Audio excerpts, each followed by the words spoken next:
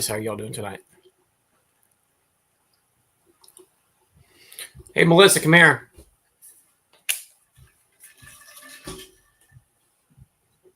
I don't think she heard me. Let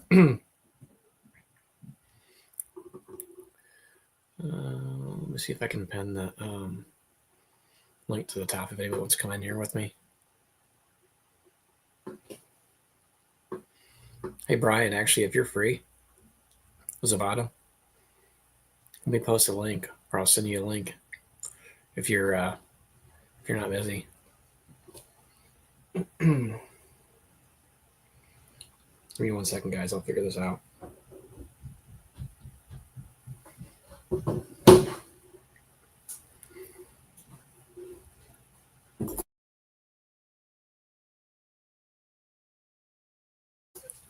All right, I got my boss in here. He'll never figure it out.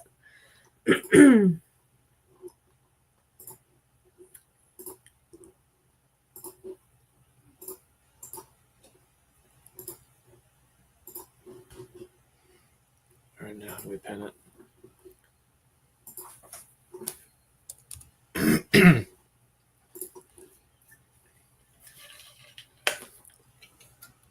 I'm not as tech savvy as Melissa is.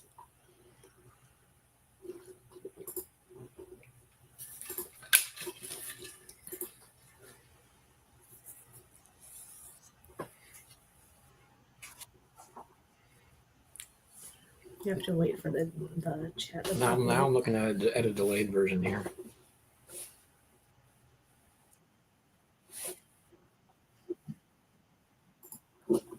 There you go. Everybody can see and hear you. All right, it's pinned though. Not yet. It's posted. It's not pinned. Hey, there's somebody in the background. Hey, who's that guy? The best looking guy in the country. Mr. America. Well, hello.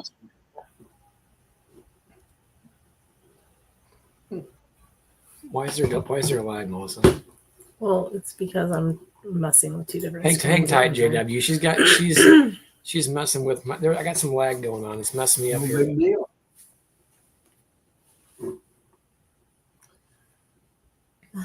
The YouTube side, the chat's not populating, so I can't pin the link yet. So Yeah, give me a minute, guys, and we'll pin the link here at the top. If anybody wants to come in here. JW, what's new in your world?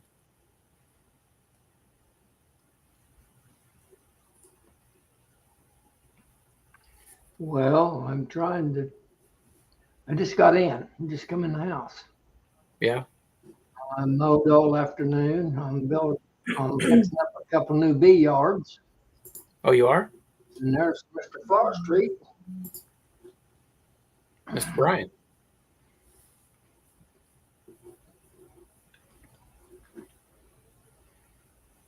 Maybe I got rid of the echo, did I? I'm not hearing it any longer myself. Okay. As soon as we get this situated here, we can actually have a real conversation, but I'm kind of distracted right now. Well, imagine that.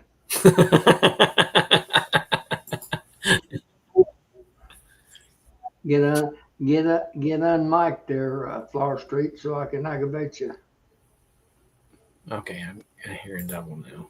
all right, I'm gonna try to pin the link for my iPad for some Melissa's reason. gonna go on her iPad and do it. All right, go do that because you're messing me up here.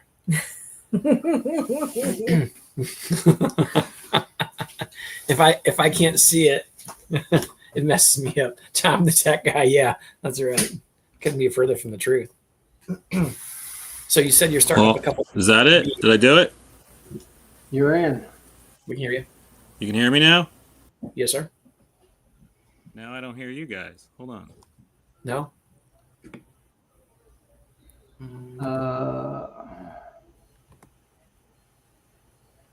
All right.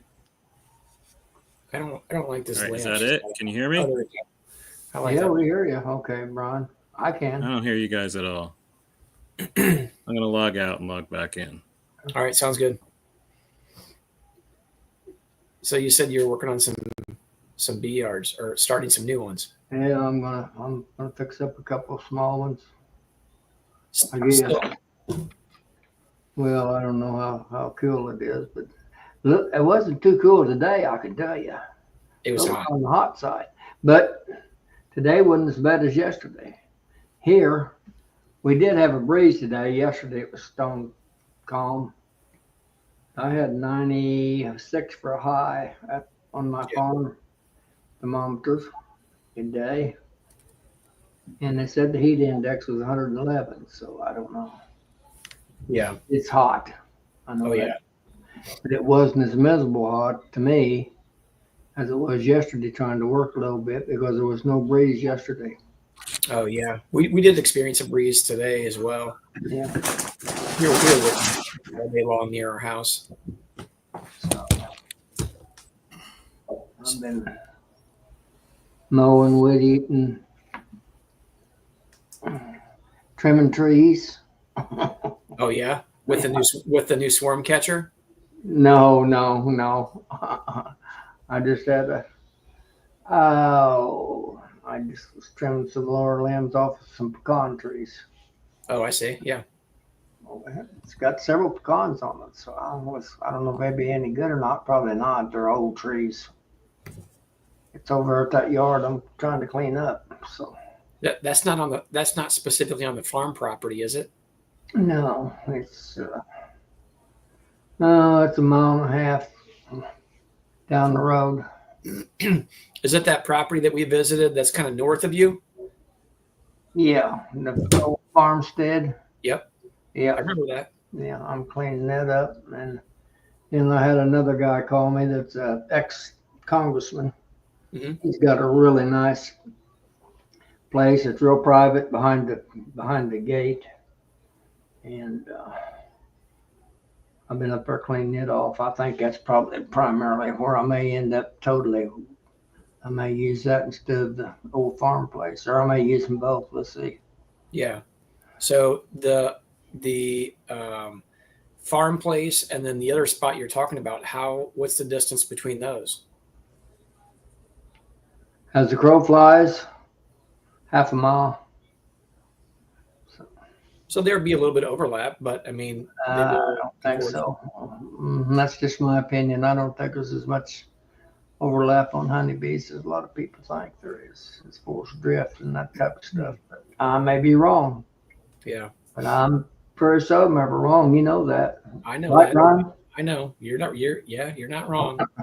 Just, He can't Brian, do Brian, it. just nod your head and agree with him. Okay. Yep. Yep. You got it. Yes, sir. Uh-huh.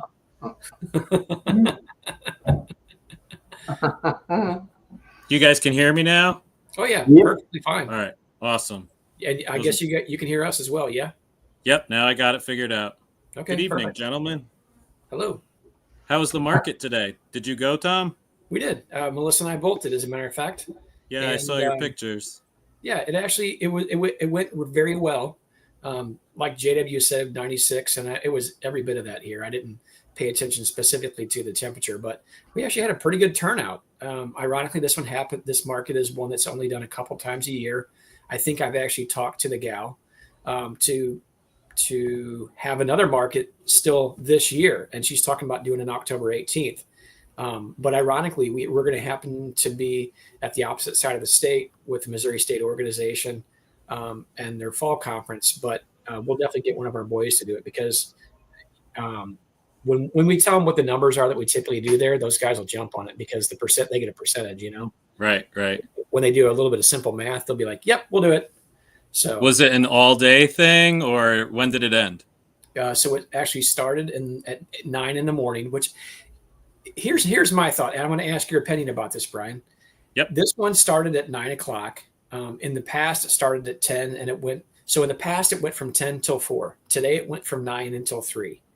Okay. Personally, I would rather that market begin at like 8, or maybe even as early as like 7:30 ish or something. I don't want to go too early because it is a Saturday, and some people might want to sleep in a little bit. But there's also other folks who just generally rise early and might want to come to the market, especially before the heat might hit. What is your opinion about the timing? Do you think that matters a lot? It depends on the type of event. Is it like a farmers market focused event, or is it like an art market kind of thing? You know what I mean? Yeah, I do. So I So wouldn't say.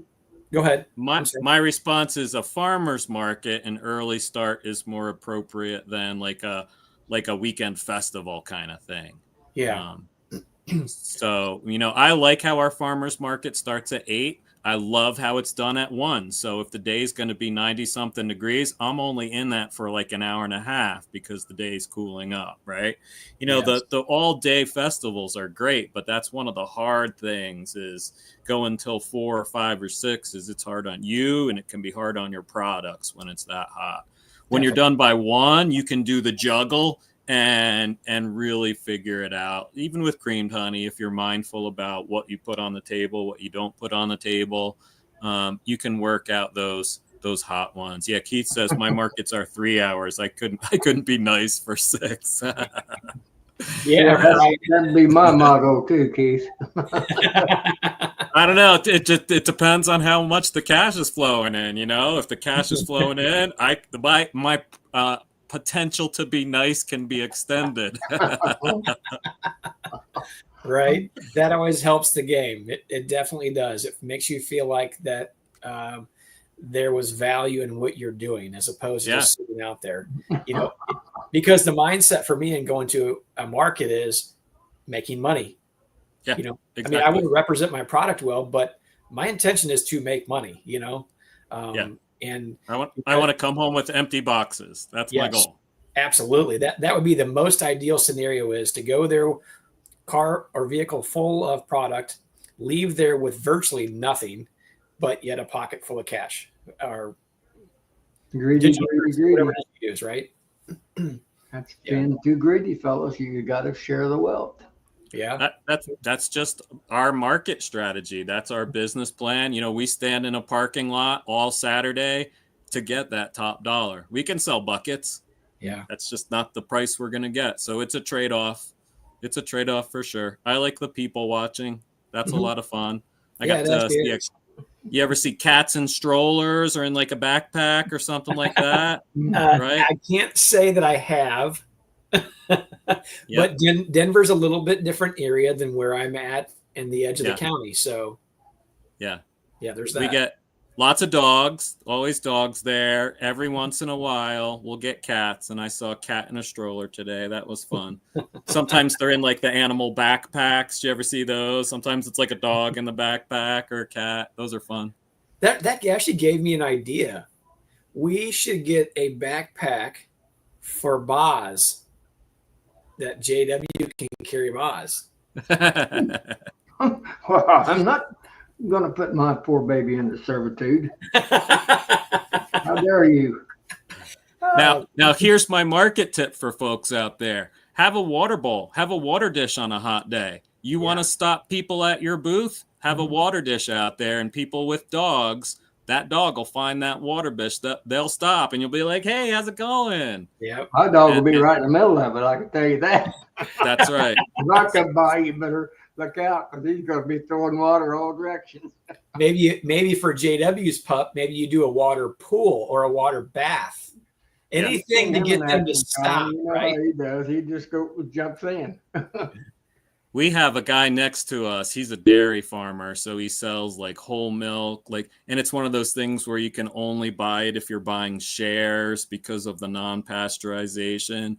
His yogurt is amazing, and he has these 2 golden retrievers that are the best marketing ever. They're the nicest dogs. They're so friendly. They go up and they welcome everybody. And then when it's really hot, he'll empty out one of his coolers with ice. They'll go lay in the ice. And then when they're cool enough, they'll go lay in the heat and they'll lay in the ice. They're the best dogs ever.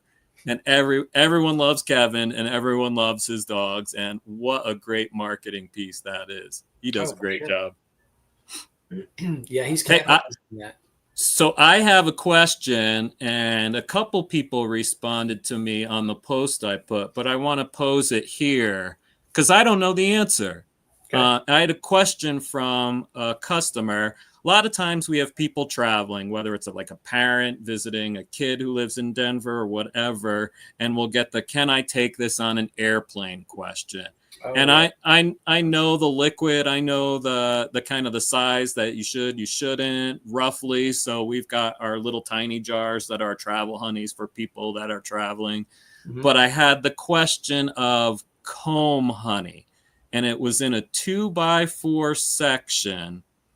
And the question was, can I take this comb honey on a plane? And I assume that to mean on a carry-on. I know you can put it in your check-in, stow it under, but can you put comb honey in a check-in bag? I feel like that's a gray area. Is it a liquid? Is it a solid? It's both, right? How? Technically, yes. Yeah, and how much of that is liquid? I don't know. So I get the sense that it depends on the mood of the person that day looking at the screen or opening up the backpack. I don't know. I do know this. I did one time. We went to Virginia and I bought some creamed honey, and it was pretty rock hard creamed honey. And I was like, I'm going to put it in my carry-on bag and see what happens. And I put it somewhere where it was easy to access. They opened up my bag. They looked at it and I go, it's a solid. And they go, okay. And they put it back in my bag and they let me take it home. But I could very easily see how that person could have had a bad day and would have been like, nope, sorry. And I would have been like, okay, have a great day. Yeah. So I don't know with comb honey. You know, that sounds pretty reasonable, the description you just gave, because I was thinking about that as well. You know, and my first thought is it a liquid or is it a solid? You know, because even in the liquid form, let me think about this for a second. Liquid form, a 2x4, how many ounces of honey do you think that is? That's a really good question. Because I'll go weigh it right. I'll go weigh it right now and find out, Tom. Okay. Give me a second, and I'll bring I'm it interested right back. to know. So, anybody in the chat, drop in the comments what you guys think. How many ounces of honey is in a 2x4 section of comb honey? I'm interested to know what everybody else thinks. I actually think it's over 3 ounces. There's going to be more weight in the comb than there's going to be in the honey. You think so? What's your thought? How many so. ounces? So Kevin says 7 ounces. 4.68932. Okay. So I got two different ones. So again, here's the 2x4. Okay. This one's pretty fat. That's pretty fat. That's a nice clean piece too. This one's a little less fat. Okay. But still pretty nice. Look at that. Look how beautiful that is. So before you weigh it, do you have a case to zero it out or to tear it out? Yeah. Let me think about where that is. Yeah. Well, let me weigh these first and then I'll do it. And I'll do it in, all right, I have 0.48. Well, we want to do ounces.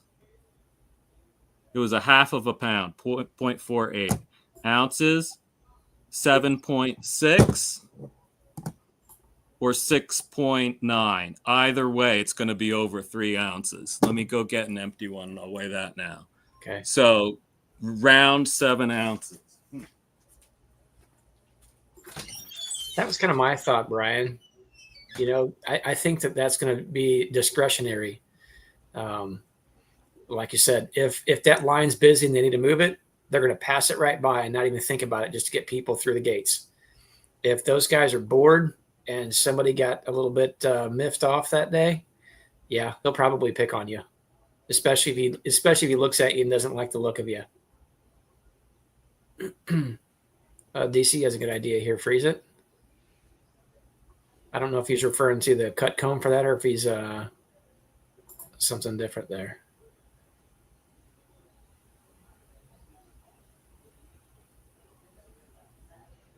Okay, so John, actually, that's a good point. John with Westcliff actually brings this up.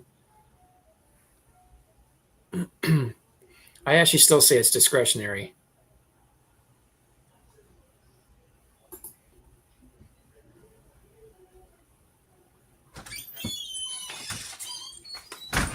All right. So here's my empty with the lid. 1.5. So 1.5 ounces. So 7.7. So it'll be 6.2 ounces Yep. or 6.4 or 5.4 ounces. So you're definitely over the 3 ounce mark or the 3 point whatever ounce. Okay, so Yeah. I was talking with somebody earlier about this, and somebody asked me about carrying something on the plane, and I can't remember what size it was. It was creamed honey, I think. And they asked about ounces. I think it was creamed honey. Melissa might be able to correct me. Anyway, I said, I thought that I had heard, and I said it may not have taken place yet, that the 3 ounce rule was going away. But now that I thought about it after the fact, it might have been they were trying out removing the 3 ounce rule at a couple different airports, somebody might have said that it had gone back. So I don't know if anybody actually has any insight on that, but I thought the TSA was changing a few different things as far as different restrictions and such. One of them happened to be the 3 ounce rule, but if anybody flies a lot and understands that better than myself, I'd be curious to see if that rule has changed and or if it is supposed to change. So Westcliff has some interesting comments asking ChatGPT if it's liquid or runny, TSA treats it the same as regular honey, which means it falls under the liquids rule, 3.4 ounces. And then more from ChatGPT, if it's solid, sealed in wax comb, often comb honey is firm enough that TSA considers it a solid food item. But there's that often word, right? Which means discretionary. Yeah. If the comb is in a container with a lot of honey around it, keep it under 3.4 ounces or put it in your checked bag. If it's mostly waxed comb with very little free honey, you should be fine carry-on. Interesting. Thanks, John. Appreciate it. One thing I do is different people have different opinions. I do try to drain out our honey. Like I'll put it on a cookie sheet and have it drain out. So there is a little bit sitting down here, but not very much. I like to really highlight that comb piece so it's not sitting in a pool of honey. I personally think it looks like you took more care of it too. Yeah. And we made about 170 of these this year. I was a little worried about it, but we got a pretty good harvest. And I don't mine are nice. If it's close, I go nope, and it goes in a different pile. I don't like them. I want them to look really nice. I agree. We had one that actually started to melt just a little bit when it was under my son's care at a farmer's market a couple weeks ago. Actually, I may have mentioned this before, and some people may have heard this story, but there was 2 different pieces that kind of got melted down a little bit, and I consider it ruined. And Melissa's like, well, it's not that bad. And I'm like, I can't sell that to somebody. I'm like, if you felt compassion on somebody like a kid that said, oh, I really want some, you can be like, well, hey, I can give you this. I'm like, that would be great. That's fine. Whatever, not really a big deal. But, I had to explain that to my son too. I'm like, hey, look, here's the deal. I'm like, you don't have to set any of this stuff up. We set everything up completely. Everything is filled. Everything is in containers. All you have to do is load the vehicle, go to the site, set everything up. And you're using my vehicle or my work truck, to do so, and then come back. And I'm like, and I pay you a percentage. But I'm like, here's the deal. I'm like, if you're going to be careless, I'm not going to assume all the risk here. If you're not going to be cognizant of these products and what it is, and you're going to ruin two $20 pieces of cut comb, you're going to have some skin in the game. Okay. So, and I'm like, and then we could try to explain that moving forward, this is what the expectation is. I want you to make money, but you're also not going to be careless with the products either, because most of them are not that big a deal. But there are some things like the creamed honey and or cut comb honey that you have to take a little bit better care of anyway. So yeah, I don't know. It's just learning curves, I guess. So absolutely. DC, I'll show you what I do with the rejects or the parts. I used to just take any of the rejects and just kind of crush them up and just do crush and strain and get the honey and comb out of them. But this year I did something different. And I'm going to my chest freezer. I know you can't see it over here, but I have a chest freezer in my garage. I'm calling them comb honey bites. I had these extra 4x4s, and I have all these nice pieces. and I haven't started selling them yet. They're just sitting in the freezer, but they're nice little pieces of comb honey. So I'm going to call them like comb honey bites, and Yeah. I won't charge, I'll charge probably like the same for this in a 4x4 as I do for this in a 2x4. Sure. But they're nice scrap pieces. So Sure. instead of just throwing them in the uncapping tank, this is what I'm doing with them this year. And we'll see how it goes. Somebody, if they don't want to pay for whatever the cost is for your 4x4 or 2x4, they might be like, you know what? That's fine. I'll go ahead and take a chance on this, Yeah. Yeah, exactly. And I even do have a couple in 2x4s as well. So I'll do those at discounts later. But this is something I'll pull out later. So I don't like chunk honey. And the reason I don't like chunk honey is our honey crystallizes really quickly. So I don't want to deal with keeping it liquid or decrystallizing it, blah, blah, blah, all that kind of stuff. I'll just do liquid honey, comb honey, that sort of thing. And then we'll see how this goes. So Melissa did. I shouldn't say we. I'm gonna give Melissa all the credit on here. I don't know if she's listening or not. So I get the points, JW. But Melissa actually freezes all the chunk in the pint-sized jar. She'll actually, if we call it like a reject that we can't use it for, a piece of cut comb, but it's still nice enough that we can put it in there and then put liquid in.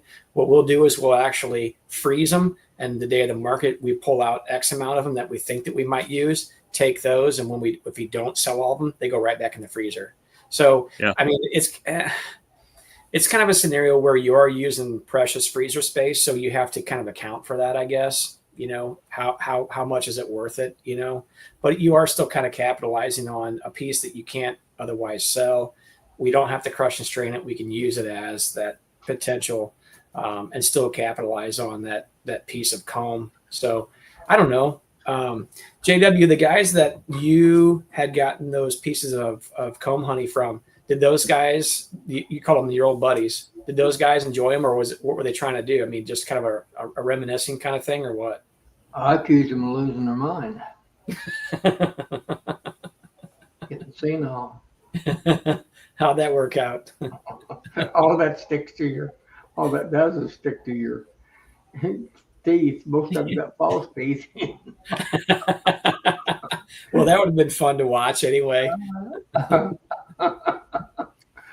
They enjoyed it. They thought they had to have some. So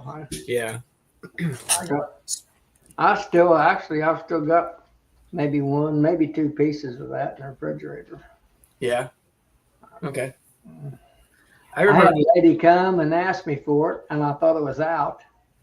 And I looked deep after she left, and I still had one. So, but I didn't get her name, so I don't know who she is.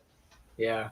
And she said, I want some comb honey. I said, well, ma'am, I'm sure sorry because I'm out. I probably won't have any more.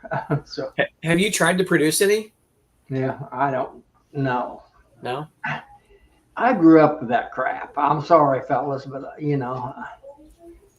that's what we had what you harvested when I was a kid and helping Dad.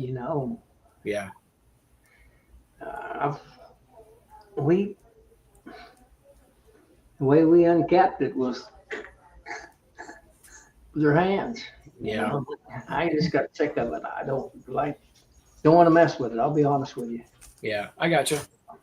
I mean, it I'm definitely. not in it for a living. I'm just doing it because I'm silly, I think. Yeah. Well, I guess if you're just not going to have fun with it, there's no point in it, right? Yeah. So I get that. I don't know, just something that we wanted to try and do. We don't produce a lot of it. Yeah. There's a guy that's on the Missouri State Board with us, a real nice guy. He's actually the program guy. I've actually got some foundationless frames in some of my hives, just for the heck of it. Yeah. What the bees will do with it. The ones that I get the best off of is putting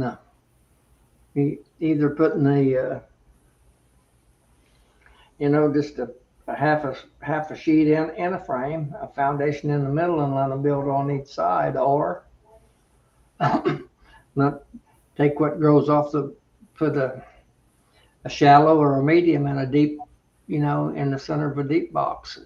Mm-hmm. And build out the bottom and get the prettiest comb, in my opinion. Sure, absolutely. If you cut it off. I don't know. I don't know what they do in California. You tell me about that, Mr. Prater. Hey. What's up, Todd? Hey, Hey, Todd. Tom. Hey, Brian. Hey, Mr. Wizard.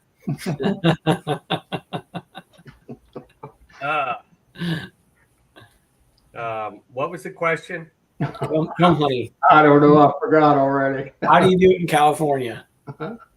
Well, JW's shirt kind of threw me off, so I don't even know what you were talking about. It is a little bright, right? Yeah, it's just. He might I have was been. going to wear that. I was going to wear that one today, but I thought that he would probably be on here and Uh-oh. he'd be wearing it. So I wore the one that you're wearing, Tom. Hey, yeah, there you go. That's not a tree shirt. That's the top of my long handle underwear.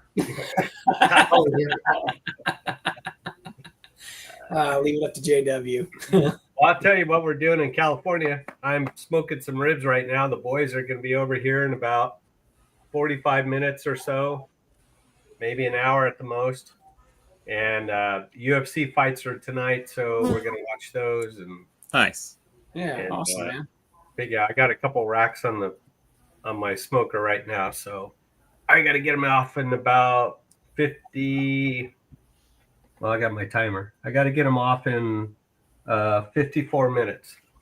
Hey, do you ever use a Wi-Fi thermometer, like with like say a Fireboard or something like that? I know what you're talking about, but no, I haven't. No. I heard they're accurate. They're good to use, but I do it the old-fashioned way. I have a Traeger, so I just shut the lid and I put timer on my phone, and that's all I do. Okay, I got you. Yeah. And I've had that Traeger for going over 10 years. That thing it's awesome. Yeah. It doesn't break down. It just goes and goes and goes. Now that uses pellets, correct? Yeah. So I get hickory usually. I'll get cherry sometimes, but I do hickory. Yeah. We have one. See, What's that? That's my turkey fryer there behind me. I'm frying turkeys right now. As we speak. Isn't there wax in that? Well, you just scrape the wax off and eat the turkey. Just pick it off your teeth. Yeah. Eric. What's up, Ricky? What's up, guys? What's new, man? You guys doing all right? Hey, we're just Yeah, talking we're doing about great. We're just talking about smoking a rack of ribs. Ooh, it's up my alley right there. Yes, sir. Yeah, I can't wait for us all to get together. I feel like somebody's gonna get fatter. We all are.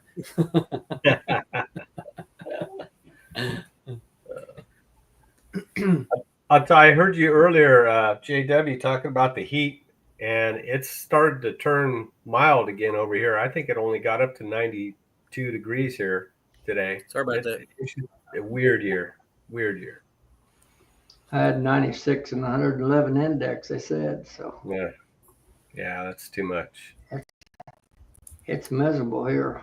Miserable. I don't know what the dew point is, but it's high. I can tell you. And the Yeah. humidity's high. Oh yeah, definitely is. It's supposed to cool off though. JW, I believe next week on I think it's Wednesday. I should tell you this. I dropped the whole tub of Apricot on the floor today. No, Oh, you can scrape it up, put it back in there. It's still good. what I done. I just picked it up. It's got a little. Just don't lick your fingers. Or rub your eyes. Yeah. Or use the restroom. How about that? Yeah, I exactly mean, right. I think all of the above because I had a few irritated places on my face. But anyway, I got it cleaned up, and it's a brand new tub, whole tub it up today. So probably half of it went on the floor. I just took one of those cards and scraped it up, put it back in there. Yep. I'm getting ready for Wednesday because I'm going to apply a full dose to everything I got. If the weather does what they say it's going to do, a high 82 or something. So Oh yeah, Yeah. get that 50 grand dose. I'll be doing my second rounds then, which would be my remainder. So, and I'm planning on doing a full dose too. I was looking at doing it on Thursday because it was a little bit reasonable. or Wednesday, I think it was. Anyway, when I seen the temperatures for this weekend, I'm like, no, it's still be too hot, 90 something degrees. I'm going to make all those bees want to run out of the colony, So I didn't want to cause any more undue stress there. So we're just being patient this year and kind of being a little more strategic. And I hope it pans out because honestly, when I put a full 50-gram dose on the colonies earlier, as well as the formic pad, I did opposite corners. So I did 25 and 25 on a double in opposite corners. And I really didn't see a whole lot of bearding after that. But there was like 5 days after I put that on those colonies that we were in remember about, I guess it was about 2.5 weeks ago, JW, we had a real nice cool down. And I think you would have experienced it too. It was in like the lows. Like when I woke up in the morning, it'd be like 63 degrees. It was nice. Oh, it was beautiful. Polish. Oh man, it was gorgeous outside. And That didn't last you got long. to take advantage of it. So this will be my second round. So I'll be like technically a week late. But it's, you just got to deal with the temperatures, I guess. So. Hey, I wanted to ask you something, and I'm reluctant to go back here on this, you guys in your markets. You talk about heated markets, Brian. I do have a question. Do you have any problem with those candles? When it gets really hot? For most of the time, no. Until the end of the market, if it's really, really hot. And remember, this is with us ending at 1. Yeah. Now we have our Saturday market. We're east facing, so the front of our tables get sun. We put our candles right up front as an attention grabber. Mm-hmm. However, if it's a really, really hot day, because our bleachers are kind of a dark wood, it can sometimes get a little sticky on the bleacher. So this is what I mean. So that dark wood, it can get a little warm on. Yeah. So if it's an all day market, JW, then we're mindful about where the sun is in the morning, where the sun is in the afternoon, and we're moving products around based on that, which is a pain in the ass. But once you get a good feel of where the sun is, where it's going to go, what your products can handle and not, you can do it. And then like I have a refrigerator back here. This is my refrigerator for setting my creamed honey. Another thing I do is the night before a market, my creamed honey that's going to the market gets cold in there. And then it goes into a cooler, which I'm sitting on actually right now. And then it stays in that cooler throughout the market. I'll have 2 of each flavor on the table. Hopefully those go, and then we replace them. If they don't move, then we try to switch them out periodically so it's not the same thing sitting on the table. It's a pain in the ass, and you got to be mindful of it. And they're like the hottest days, we'll have all that inventory in our cooler, not even out on the table. We'll have a sign saying these are all our creamed honeys. And sometimes the tasters are the casualties because they're just going to be out all day on the table. Sure. So yeah, part of the price of business. Mm-hmm. And I got to go for a walk with Jen. I'll come back after I go for a walk, but I wanted to respond to a couple of the comments before I do so. DC was asking, is a small big enough for those 4x4 or 2x4 cuts? And he went and measured and he saw that they were just the right amount of size. DC, I think they're actually made for that specific size. The reason I like mediums, and I've never tried the smalls, but the reason I like mediums is I'm putting just a foundationless frame in my honey supers between ones that are already drawn out. And if I do it at the right timing of the flow, right when the flow's getting really hard, they'll draw that out really nicely. I have to go back and manage that super and make sure it's all nice and straight and everything, but it's worth the time. The other thing I like about doing mediums is it gives me that space. If the frame isn't drawn out completely, I have a little bit of wiggle room of where I can put that 2x4. So if it's not all the way drawn out on the bottom, I can still get a really good cut out of it. Whereas with that small, that whole frame has to be drawn out for you to get those solid cuts, the kind of cuts that I'm looking for.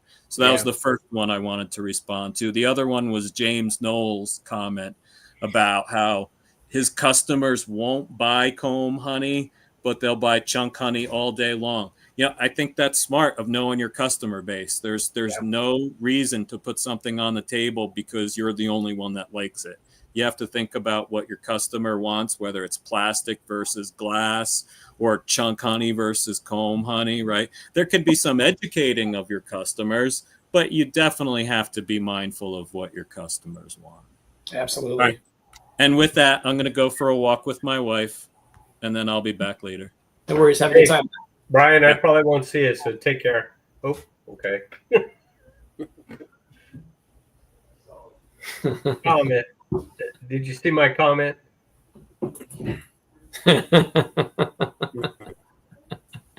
I like what you're doing. You're trying to get me in trouble.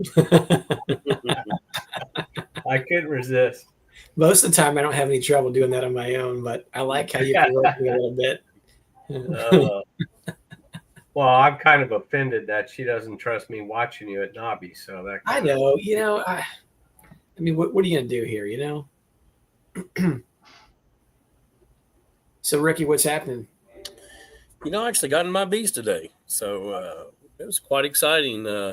Got into them and had one that's probably got a felon queen. I sat there and debated. I got there and I was thinking, do I give this colony another frame of brood, or do I just go ahead and squish her and combine it? I hesitated and thought, and I'm like, well, I got some colonies that are kind of need some brood taken out, so I did go ahead and give them a frame. It's probably a waste of time, but it's hard to kill a queen, so did that, and then got one colony that was lane worker, so I just went ahead and did a combine, just trying to get ready for winter.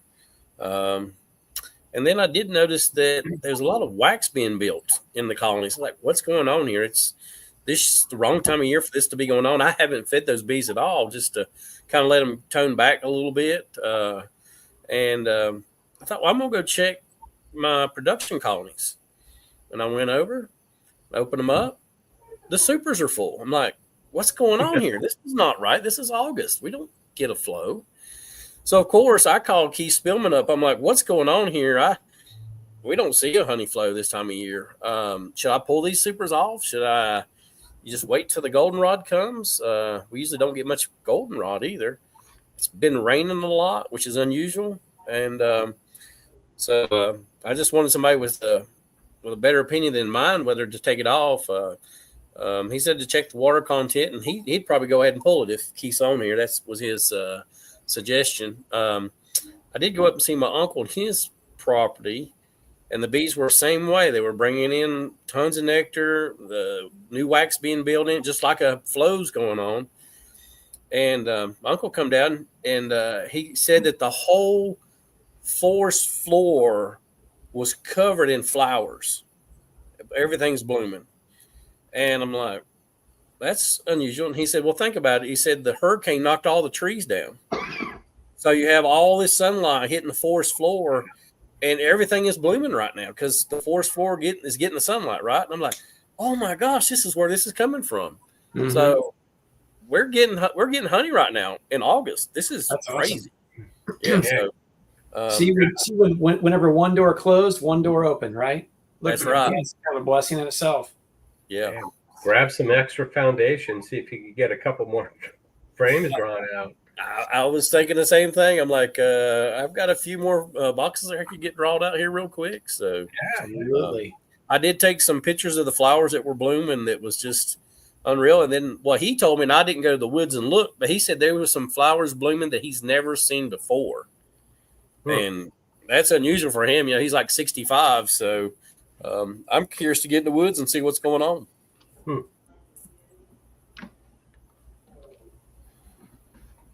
Yeah, Jason, I'm like you. I always this time of year I get fooled. I'm like, oh, I got to go put supers on. There's some honey coming in, and I always get fooled, and nothing ever happens. But this time I was surprised. So maybe do it. Who knows? Yeah, we were having some in some locations. When I put the treatments on, I don't. It's kind of like when we talked about before. When I put supers on, I don't usually mess a lot in the colonies. I kind of let them ride. Don't disrupt them too much unless I notice something's out of sorts, or I want to go do a handful of checks. I'll do spot checks. But the same thing happens whenever I put treatments on. I try not to mess with them. I'll observe the entrances and such. And if I see something that's off, I'll crack it open and check through it and see what needs to be done. But I kind of let them ride. And that's kind of what I've been doing since I put the treatments on. I did a little bit of an inspection here this last week, but we've been busy working on other things at this time, so it's a good spot for me to let them ride a little bit. But I did notice there was some incoming nectar.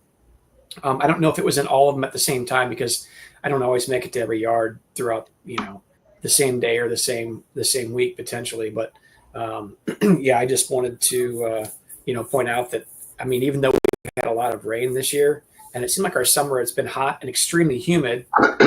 Humidity probably is coming from all the rain, of course. But I don't know. It's been a little bit of a blessing, because I think that what you'll see is things will start to bloom maybe a little bit sooner, throughout the late season for us. You guys are seeing something different. All the treetops have been knocked off that exposes the floor of the forests, and the wooded areas. So now you get some stuff that pops up, So you guys might see stuff or flows now, obviously, that you haven't seen in decades, potentially. And Exactly. maybe even some new floral sources. You never know. Yeah, I'm kind of curious to see what this honey's going to taste like. So I probably will pull next week. Shoot, go out there and take your hive tool, clean it off so you don't have any apigard or something like that on it. Drag your hive tool through there and throw it in your mouth, Yeah. And figure it out. So I'll see, I was thinking about it a minute ago when you mentioned something about it not being capped. I was talking with the commercial guy in my area. He posted a video and I said, hey, I'm just curious how much of it was capped for one. And I'm like, what moisture content were you seeing?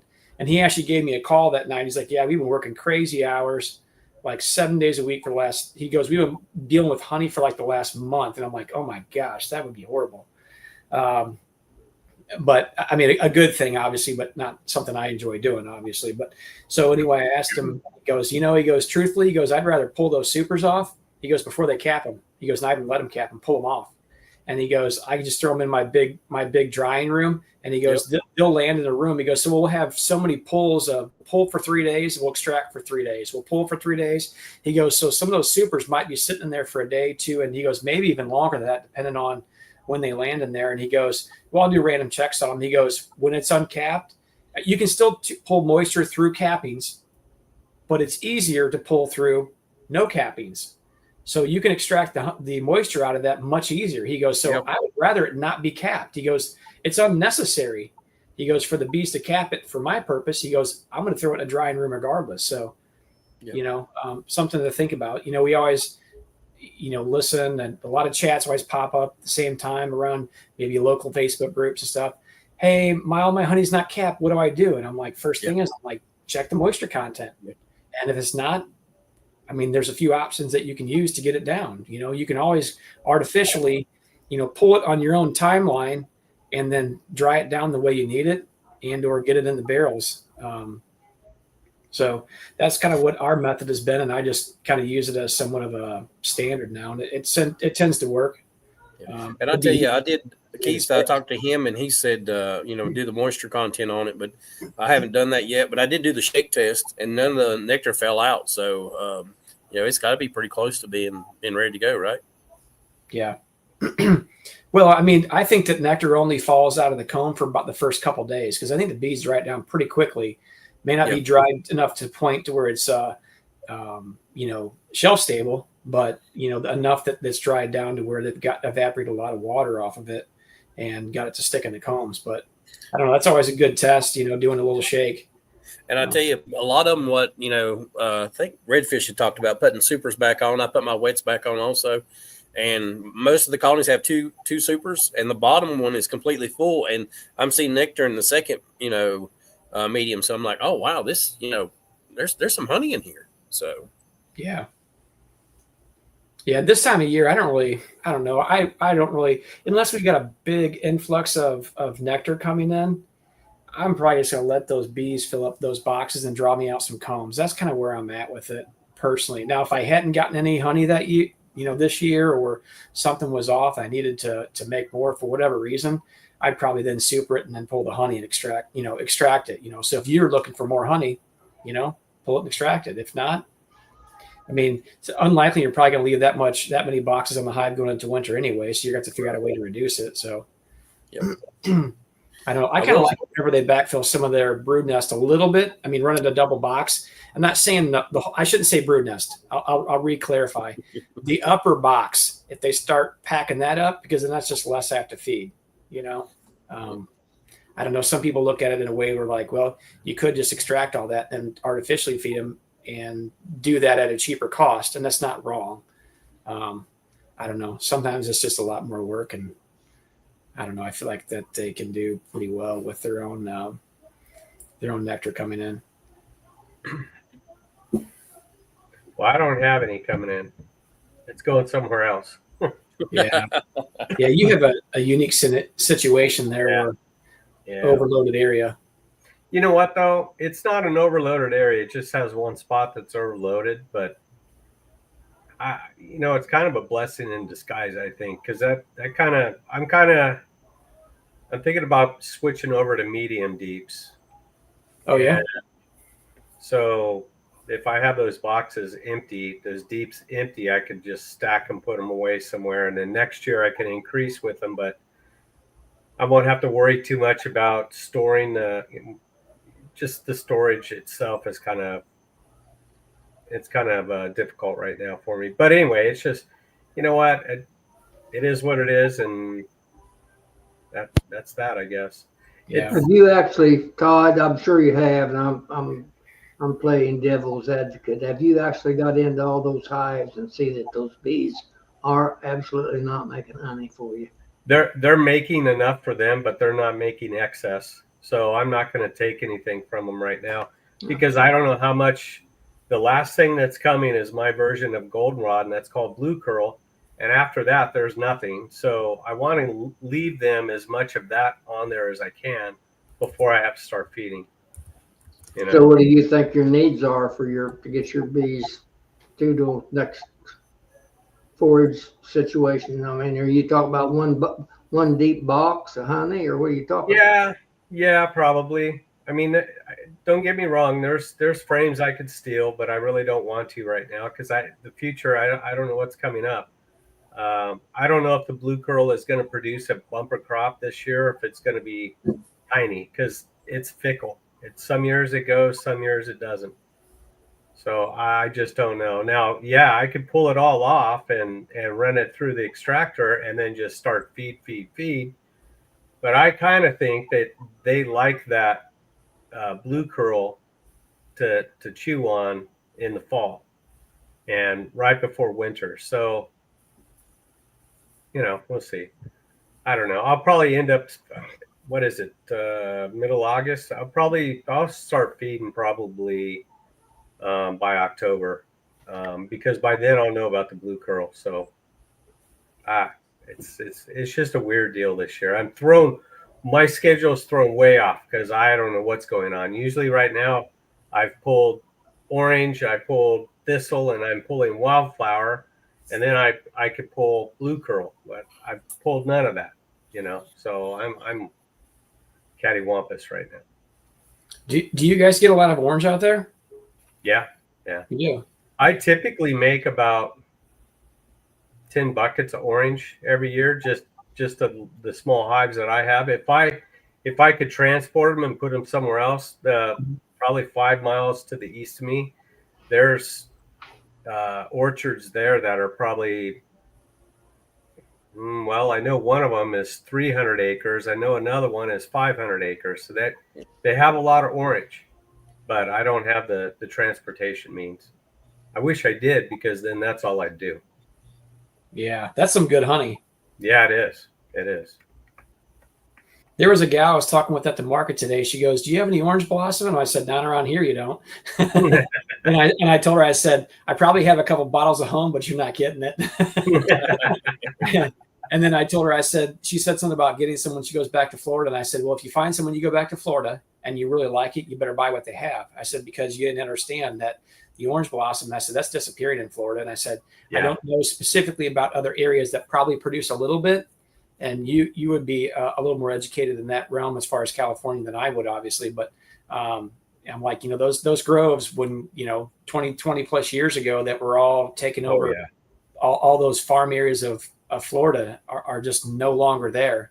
No. Which is kind of sad, honestly, because that's a really, really good honey. I think it was an insect that started some sort of disease in the tree, but they don't have it out here yet. At least I haven't that's heard good. anything. JW probably knows the insect that caused the problem. He probably took it down there. Oh, that guy. I'll tell you what. Come on, JW. I had to get him back. Okay, we're even. We're even. Even Steven. No more. Bruce. There's my white flag. Well, honestly, I don't, but there's not one orange tree in Florida where there used to be 100, and now Yeah. they're about all gone. The big groves down in Central Florida, Yeah. and the ones that aren't taken over by the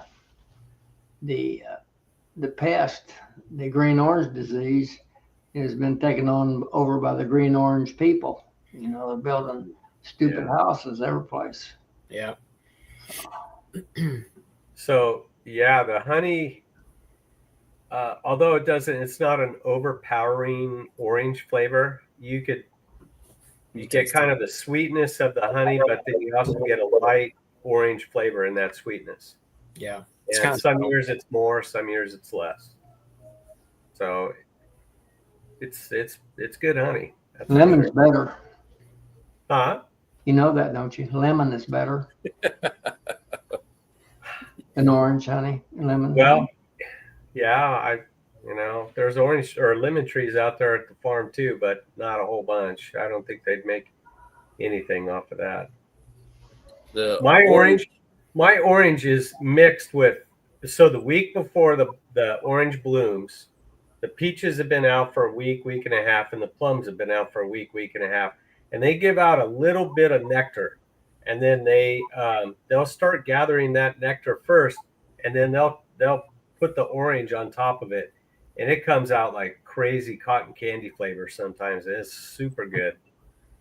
It's crazy. We tried some orange in Mexico, and it was delicious, and so was the mango.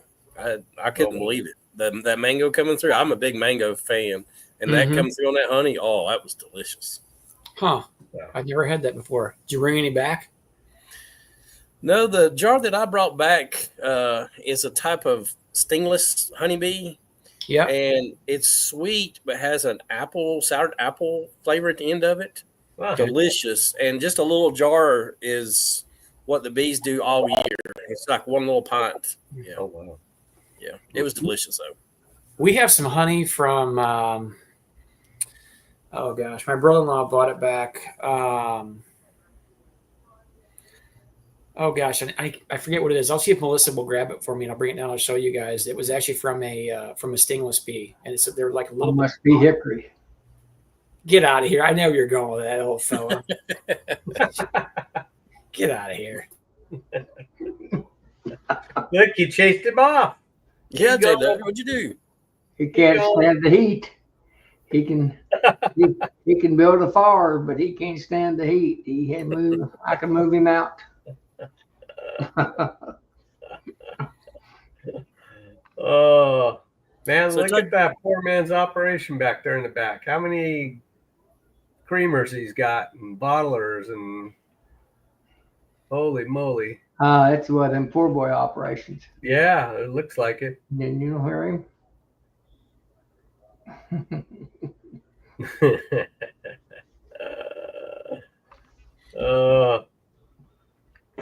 Oh, good, Darren. I'm glad you liked it. Darren ordered some up, so shipped it back to him. Clay got some too. I still have lots of, my lemon creamed honey is really good. I love that stuff. I have some of that left. I have orange left. I only have a case of that left. But I have about 3 cases of apple pie spice, and it's been sitting kind of doing its thing in the bottle since January. And man, it's got a good taste to it now. I was like, holy cow. You know what? When Brian was on, I was going to talk to him about this, because I've decided that I'm not going to set my creamed honey. I'm going to do like a soft set where I'll just pour it in the jar. I'm not going to chill it, because the reason being is there's a lot of people out here that love to take apples and they dip it in caramel, right? And they just eat it. And I think if I put some samples out there, I cut up some apples and have them try it, I'll sell that all day. I agree with you. And I don't have to worry about it getting soft, because, you know, he has the cooler and stuff. And I tried that out here. It doesn't work for me. So I just gave up on trying to keep it solid. Even stuff that I set got a little liquidy. And I don't like that. And so anyway, I think that's what I'm going to try. I think dipping the apple slices is a very good idea, because it's going to, you can get that sour apple flavor with that honey on top. Oh, it's going to be delicious. Yeah, excellent idea. I've done it already with my lemon, and it's good. It's real good. So we'll see. Oh, he's back. Well, you guys have probably heard me say this before. You're on mute, sir. He's muted. Hey, my wife snitched on you guys. What? Uh-oh. How?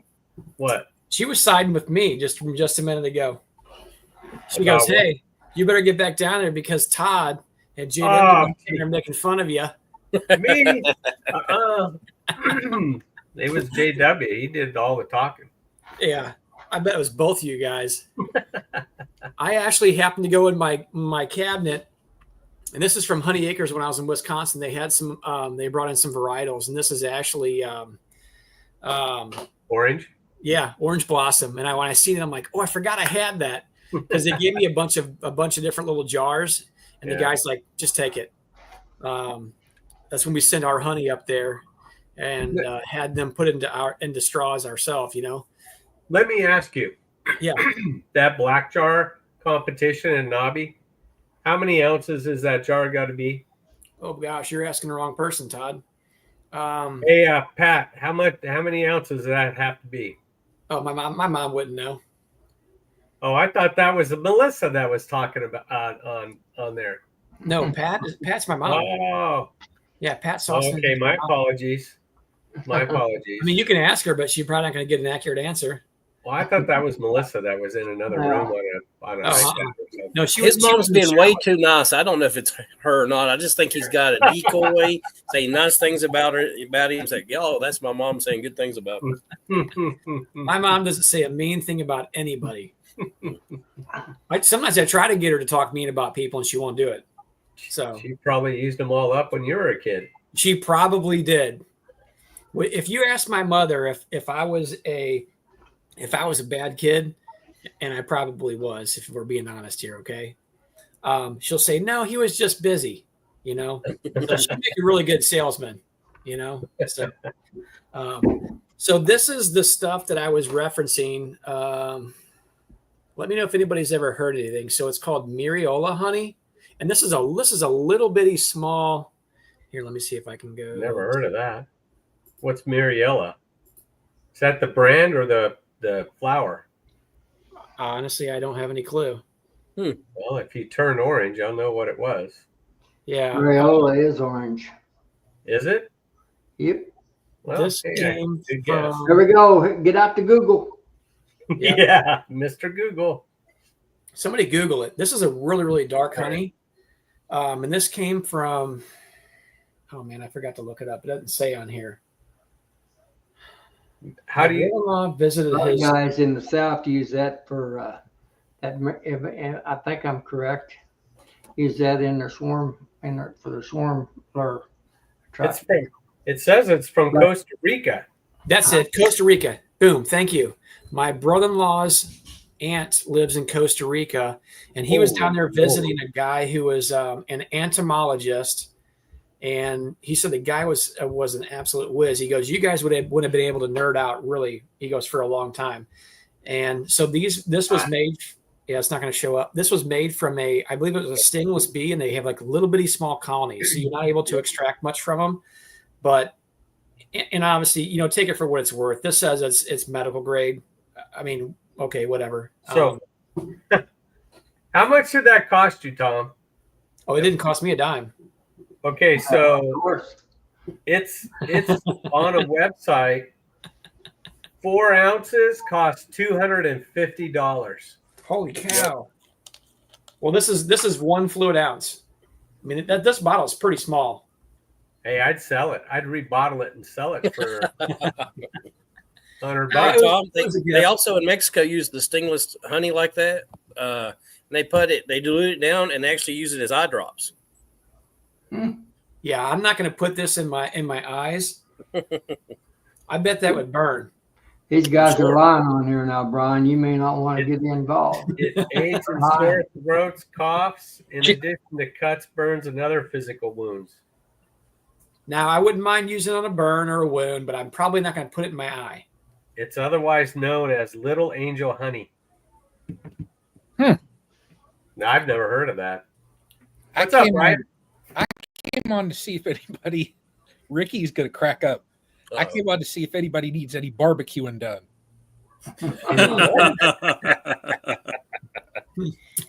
Yeah, absolutely. Come on over. Yeah. We can find something to barbecue. If you I like, got ribs going right now. if you like blackened catfish, stuff like that, Good smoke. I am a pro What about salmon? at anything. Everything was delicious. I'll just put it that way. Everything was delicious. Ricky, the next day, I tore that big grease tray out of there. Yeah. There were like chunks of food and stuff that were all down in there, and the little grease tray that was under there, You're right. it was completely filled, like nobody had ever cleaned it. Oh, So, yeah, I told my brother, I said, don't worry about cleaning your grill because I took care of it. I said, I caught it on fire. yeah, you cooked it. That's for sure. I never seen such a flame come out from beneath of a grill. If Keith Spillman's on there, he can agree with that. It was unreal. Oh, yeah. I was wondering when the propane tank was going to start flying in the air. Oh, Yeah. yeah. Oh, Good well. times. Good times. It was fun. That was fun. So you had a good vacation, Brian? It was nice. Yeah. It unfortunately it rained like half the time we were there. Mm.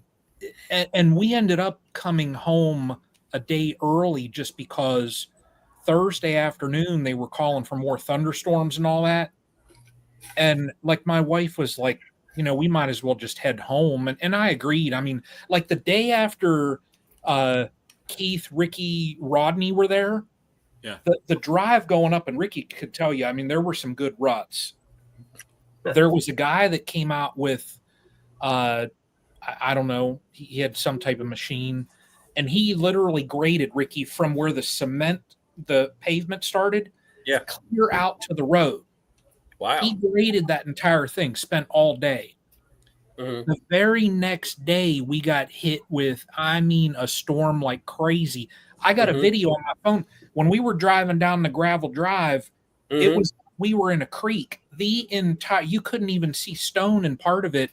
But, it was all washed out. And then there were probably Big gullies. 8-10 inch ruts then all along the sides. And so, yeah. We've been But- getting hammered with rain here in North Carolina. It's crazy. Yeah. Yeah, I mean, we were, it was nice though. I mean, we were able to sneak out Wednesday. We went to what was it? High Falls and Triple Mhm. Falls. Yeah. In what is it? DuPont National Park or something like that. Yep. Beautiful hike. I mean, it was a beautiful area. So, and like we left the house and it wasn't raining, and when we were leaving the park it started raining again, so like we hit like a perfect like 5 or so hour window. So but it was nice though. I mean, I enjoyed the week away. It was good. Cool. You need that though. I mean, you need to get Yeah. away once in a while. I mean, I worked 2 days while I was down there, but still, I mean, I'd stare out the window and there's mountain there, and it just, the view was, Beautiful. it's a great view down there. So all fun. And now this week I got to get ready. Thursday evening is another night market that I'm doing. So yeah. And that one, I checked the temps. It's supposed to be, I think, a high of 78 that day. Oh, perfect. Yeah, Yeah. nice. Oh, it'll perfect. So I'm thinking on taking my observation hive with me Ooh. Yeah. It's a good because day it's for it. not too hot, won't be too cold. Yep. So I took last year I took that thing with me one time, and I had so many people at that observation hive, and it's just me when I go to those markets. Right. It became difficult because I'd have 6, 8 people standing at the observation hive, and they'd have questions, and then I'd have people over. Well, can I get a thing of honey? So it brought too much attention. Yep. So what I normally would do when I take it now is I have like a perfect honey frame, and I would put that in there. That way they could see like a frame that's capped, when I just talk about the process of how to extract it and that. But I think I might take some bees with me though Thursday, because it'll be upper 70s is perfect. So you had a lot of great points about an observation hive in there, Brian. First of all, if it's a busy market, an observation hive is great, but you've got to have 2 people. Oh And yeah. I would get the elbow from my wife, like pivot to the product, right? Talk Yeah. about the bees, and then be like, and that's how they make the honey. Here's the Yep. comb honey, and they make beeswax, blah, blah, blah. So that was Yeah. one, I learned how to shorten my spiel, so then we could then pivot to the honey. But the other tip I'll give you, which you kind of alluded to as well, it's a great resource for a market that's slow, because it can pull people in, and then you can have the time to really give them that time and educate them, and you don't have to worry about the dance of the sale versus the education. So there are days where I'll bring an observation hive because I know it's going to be a slow day at the market, just to bring more people in. And the busy days, no, it'll stay at home, just because we got to keep moving the products. This market here is so, and it's funny, I posted a story on my community. It was like about Youngstown, Ohio, and how they're trying to rebuild from when Youngstown was like at its peak in the steel era. And Youngstown, Ohio, when the steel mills all crashed, Youngstown took a hit. I mean, I think the population now is probably 40% of what it used to be. And you still have these like massive buildings that are just sitting there. And did it win me any awards? I don't know if you know, the one that I built for Tom and Melissa kind of won a blue ribbon, first place. So No, did it? Yeah. Well, I don't want now I'm not like Ricky. I'm not like Tom and Melissa where I have to show off what I have. And I don't need like a little ribbon or something to tell me that I'm special. So I will never enter that into a contest, because of course I know it would win a blue ribbon. I don't need people to tell me that I'm good. You're saying that it's going to win a ribbon.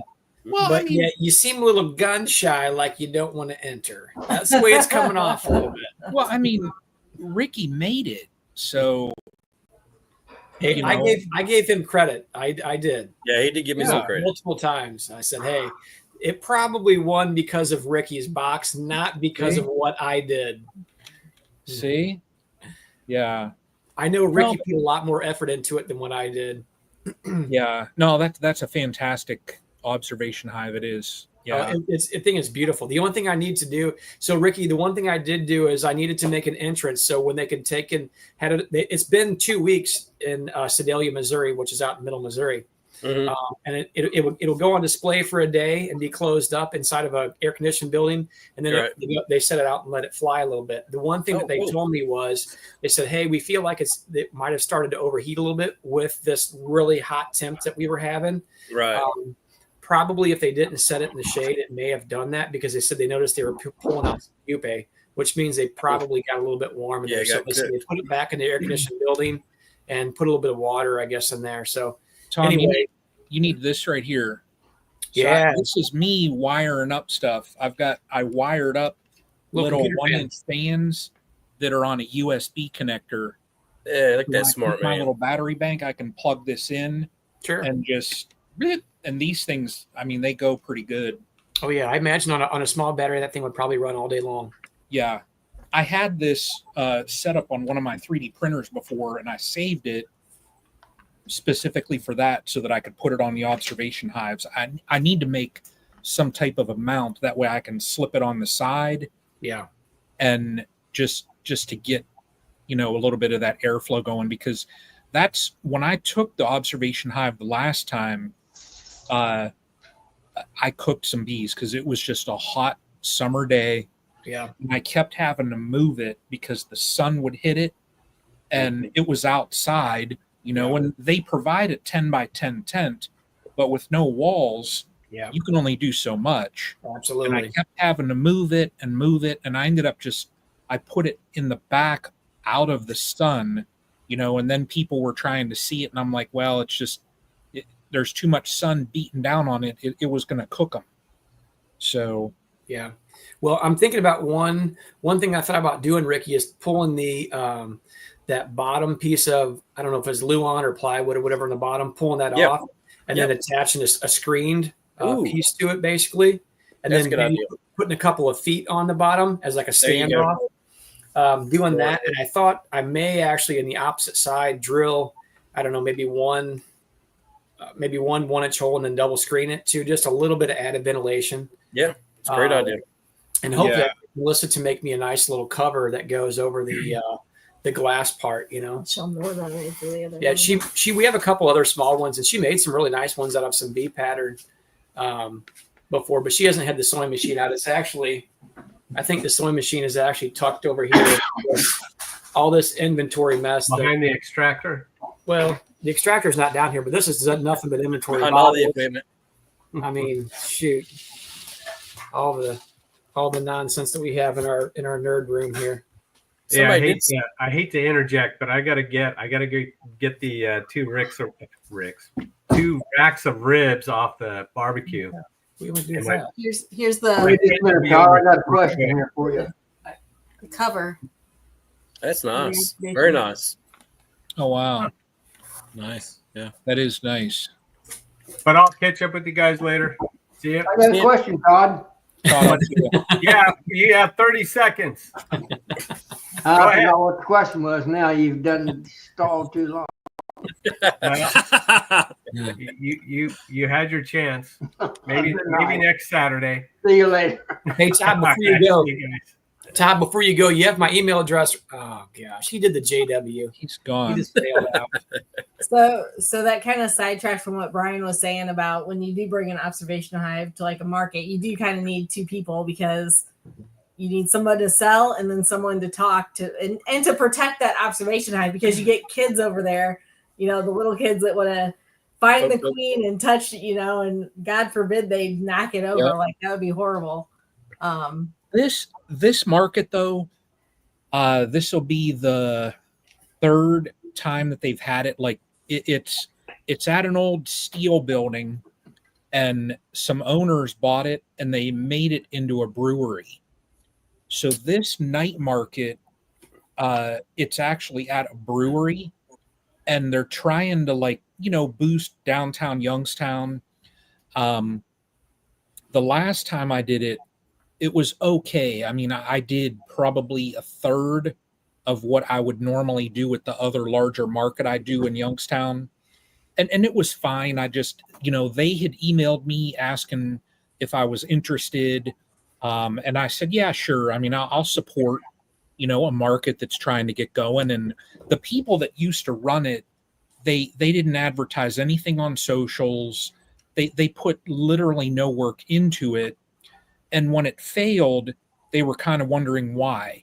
And it's like, well, if you never advertise, I didn't even know they had one, and the other market that I do was right across the street. And I had no clue that this place even had a nightly market, that they do them every week. That's cool. Huh. And so now this the like kind of co-owners of it now, it's a Heather and a Justin. They're all over socials. They've been emailing people that they know go to other markets in the area. So they're really trying to boost it and build it up. This third one that they're doing now, they've got almost, they've got what, 57 or 58 vendors already signed up. So what's Sorry, that? that's for my mom. Oh, okay. Oh, okay. I see. But yeah, I mean, they've got almost 60 vendors that are signed up already. And for a third time, it's like, they're doing a good job. So I don't mind supporting them. And Brian, if I tell you the cost it is to set up a booth there, you would probably say, yep, I'd do it too. It's $15. Oh yeah. That's a So good for deal. $15, I basically, if I sell one jar of honey, Yeah. I make that money back. Sure.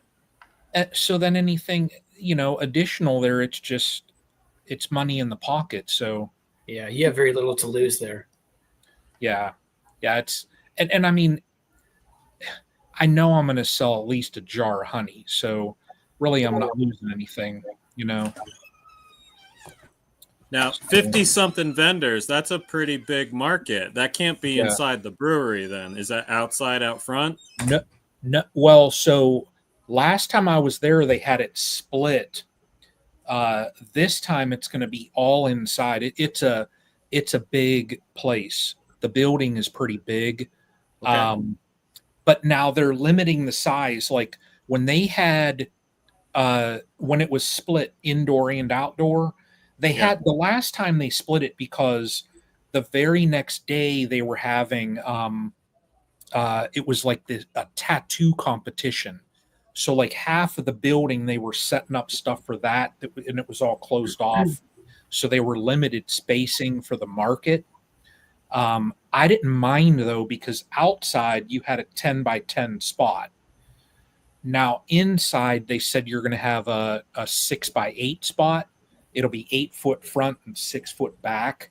So the spaces are a little smaller. But like for me, and any beekeeper, that's perfect because you don't need a lot of room. Yeah. Now some other vendors, that kind of hurts them just because they need all that space. But for beekeeping, I'm fine. I mean, let me throw up a 6 foot table. I can make it look the best possible. Little LED lights and all this kind of stuff, and my little 3D printed hexes and all that stuff. I'll make it look perfect. Observation hive, boom, it'll be fine. Yeah. So I'm excited. Redfish wants to know if you got a bee tattoo. No, I don't. That's the one thing. I don't have any tattoos. So, and Brian, my experience with brewery markets is it's been a mixed bag for me. Sometimes it's done okay. Other times we feel like we've been in the way of the people who just want to drink. Yeah. I had a couple people who they were just more interested about talking about bees. Yeah. And every time they'd swing by, they'd kind of scoot over, and I could tell they were feeling pretty good. Their eyes were glassed over, And I didn't mind, it was slower, I'm talking about bees, and these two guys had me cracking up. So it's like, whatever, it's a way to kill the time. But this one here, I know if I bring the observation hive to a brewery, I know it's going to spark interest. Yeah. And there have been times when Jen and I have done like a brewery market, and we've just gone and hung out and, just hanging out at a brewery. And if we sell some honey, great. And if not, we'll just kind of hang out at the brewery. Yeah. Yeah. And they give here too, they give free water. If you're a vendor there, you can get free water from the bar. Yeah. So, I had one beer, but when it's hot and you're standing outside, I'm not going to sit there and drink beer. So I kept scooting inside, grabbing ice water. It's like, it's perfect, So Let's drink all your profits away. That's how I feel with the cookie ladies in our markets. Tom just buys all the cookies and yeah, eats all our profits away. when I first started doing markets, man, I was buying different cookies and different things like that. And I would spend 30, 40, 50 bucks every time. And it's like, I need to stop this. So there's a couple other vendors that I see at the larger market that I go to. And I'll I'll give one of them a jar of honey and then they'll give me stuff. So we kind of swap product. But That's what I do. I stopped buying a lot of stuff just because I'm like, man, I'm coming down here. I want to make money. And every time I come here, I'm spending 50 bucks. Yeah. Well, it's bad when at the end of the market, the cookie lady comes over and gives your husband all her leftover cookies because she knows that he's a sugar fiend. Hey, JW, for the record, I didn't do any horse trading. She just wanted to be a blessing to me, and I had to gladly accept. See? He was bumming because she's usually at the market we had today, and she wasn't there today. Oh, no, I messaged her yesterday. Yeah, I'm like, hey, you're Yes. coming to the market, right? And she's like, no, I was a little worried about the stuff melting. I'm like, oh, you ain't going to worry about that. I'll eat it before it gets there. There you go. See? Yeah. Oh, man. So See now, I'm sitting on a really uncomfortable stool. So I want to I got a really go back. He's like got a sitting really in this cushy nice chair. cushy chair, My and I'm on office this chair. little stool sitting on low. So I want to talk real quick about the dinner at Navi, so that I can go back upstairs and sit somewhere comfortable. Oh, So did you get a hold of Matthew today or last night? Did not. He did. So Tom hasn't got a hold of Matthew Doucette yet with Comfort Pro, but he had talked to him a couple weeks ago, and we're pretty sure that we're going to be able to lock down the location that Matthew uses for his Beaks and Brews dinner that he does on Thursday nights. So we are going to try to get that place on Wednesday night. As of right now, the cost is being covered by an individual. I'm not going to name who it is because I don't know if they want their name released, which is amazing because it's a significant amount. JW is a heck of a nice guy. Just say it. And so we're going to do tickets again like we did last year. There's no charge for the tickets. It's simply an RSVP ticket, so we know how many people to expect, things like that. It is going to be that Wednesday starting at 6:30.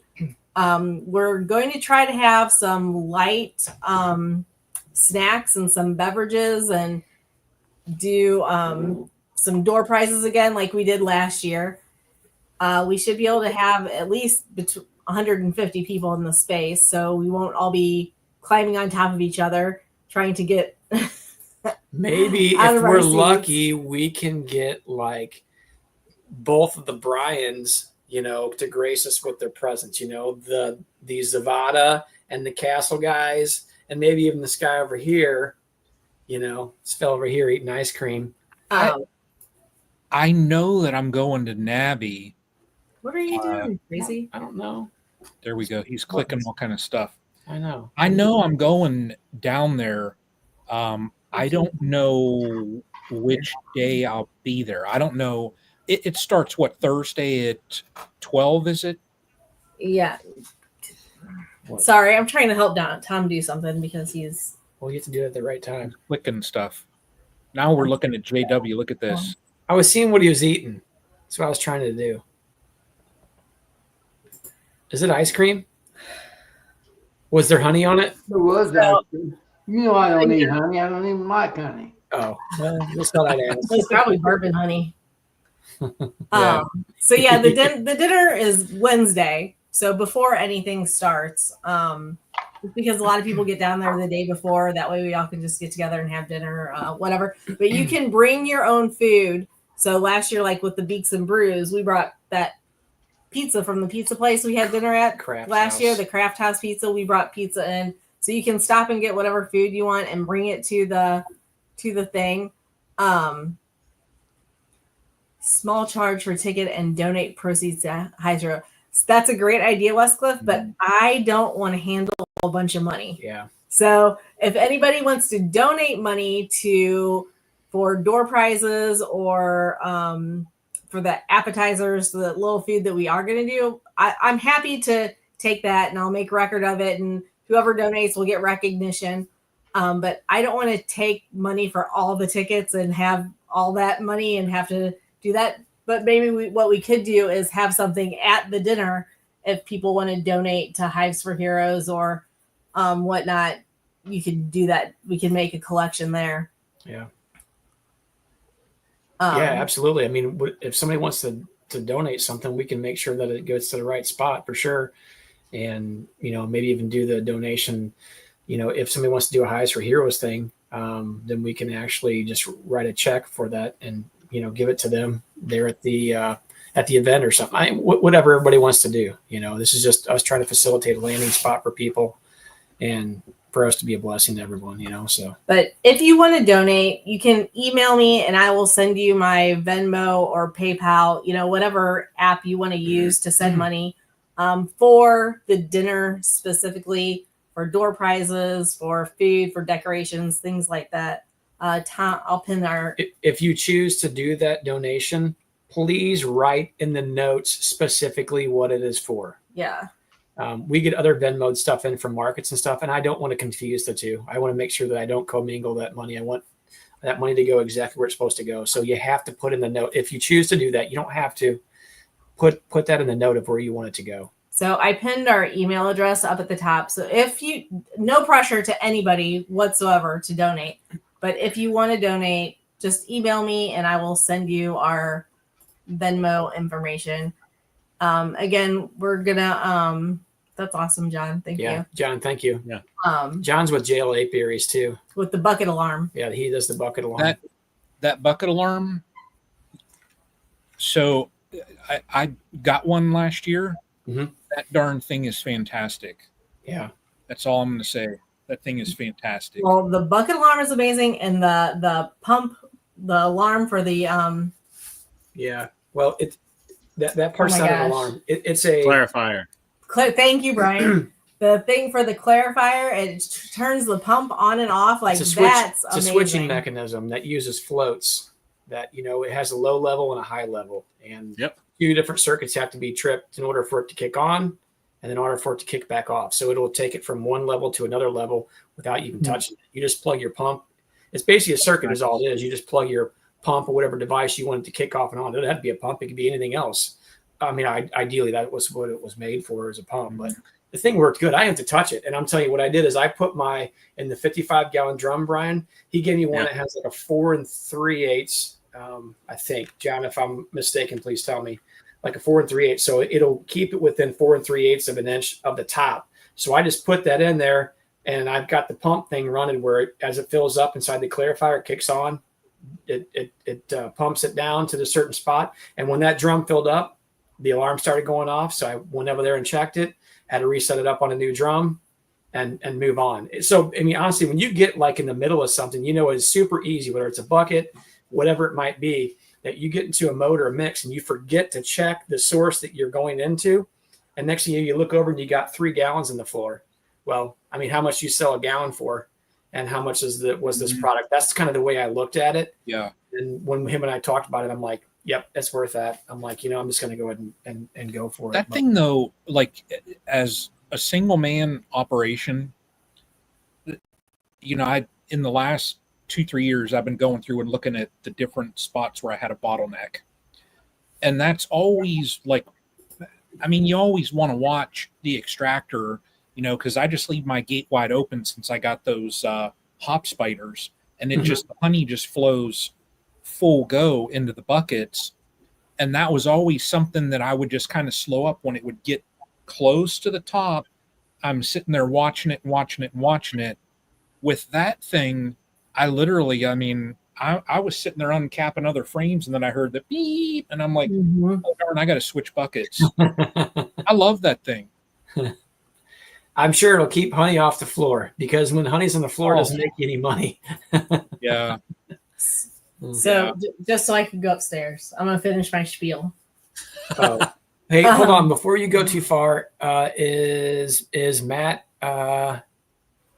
is Kasinger still in here? Hey, I want to let you know, Melissa pinned at the top, but I put my email in here. So if you want to get in touch with me for anything about the Hives for Heroes scenario and come into the Missouri State event in October 18th, that's in Blue Springs, which is basically Kansas City, or if you can even make it to email sent. Oh, perfect. I'll check it here in just a little bit, and I'll fire you back my cell phone number, and we can communicate that way as well.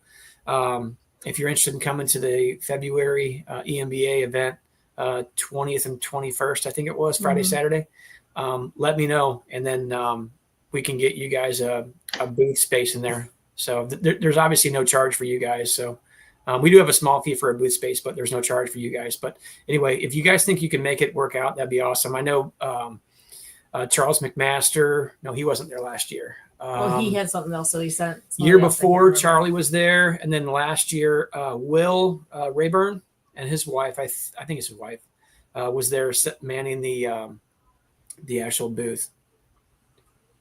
Who else from Kentucky?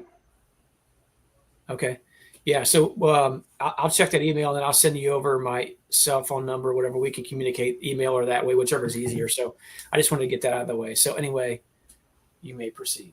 Thank you. So she is sitting toward my right hand at a little bit of a lower elevation. I don't know if that means anything. You're about to get beat. So hey, do you want me to pull the mic on you? No. Settle down. Anyway, once we get confirmation from Matthew, I'm planning on setting up an event page on Facebook. So whoever wants to RSVP, as soon as you RSVP, you'll get an invite to the event page.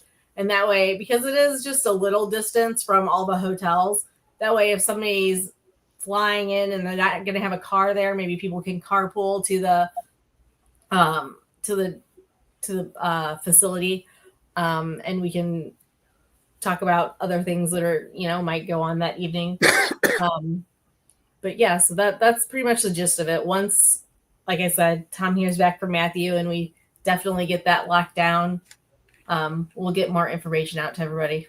But emails at the top. If you want to donate, feel free to contact me. No pressure to anybody whatsoever. But we're looking forward to it and trying to keep it, no cost for everybody. That's kind of the goal, that it just be a place that we can all get together and hang out for the evening. What actually, in reality, what do you think about for food? I mean, that place don't serve food, does it? Well, were you not listening to me earlier, JW? I already addressed that. Boy, I thought she only talked to me that way. I forgot. No, you can bring your own food. So we're planning on having like finger foods, appetizer type things there, but you can stop at whatever restaurant you want to and get takeout and bring it to the facility, or you can have pizza delivered there, and then you don't have to stop anywhere. Just have it delivered. Stuff like that, you're gonna have to furnish. Hey, Melissa will buy you dinner.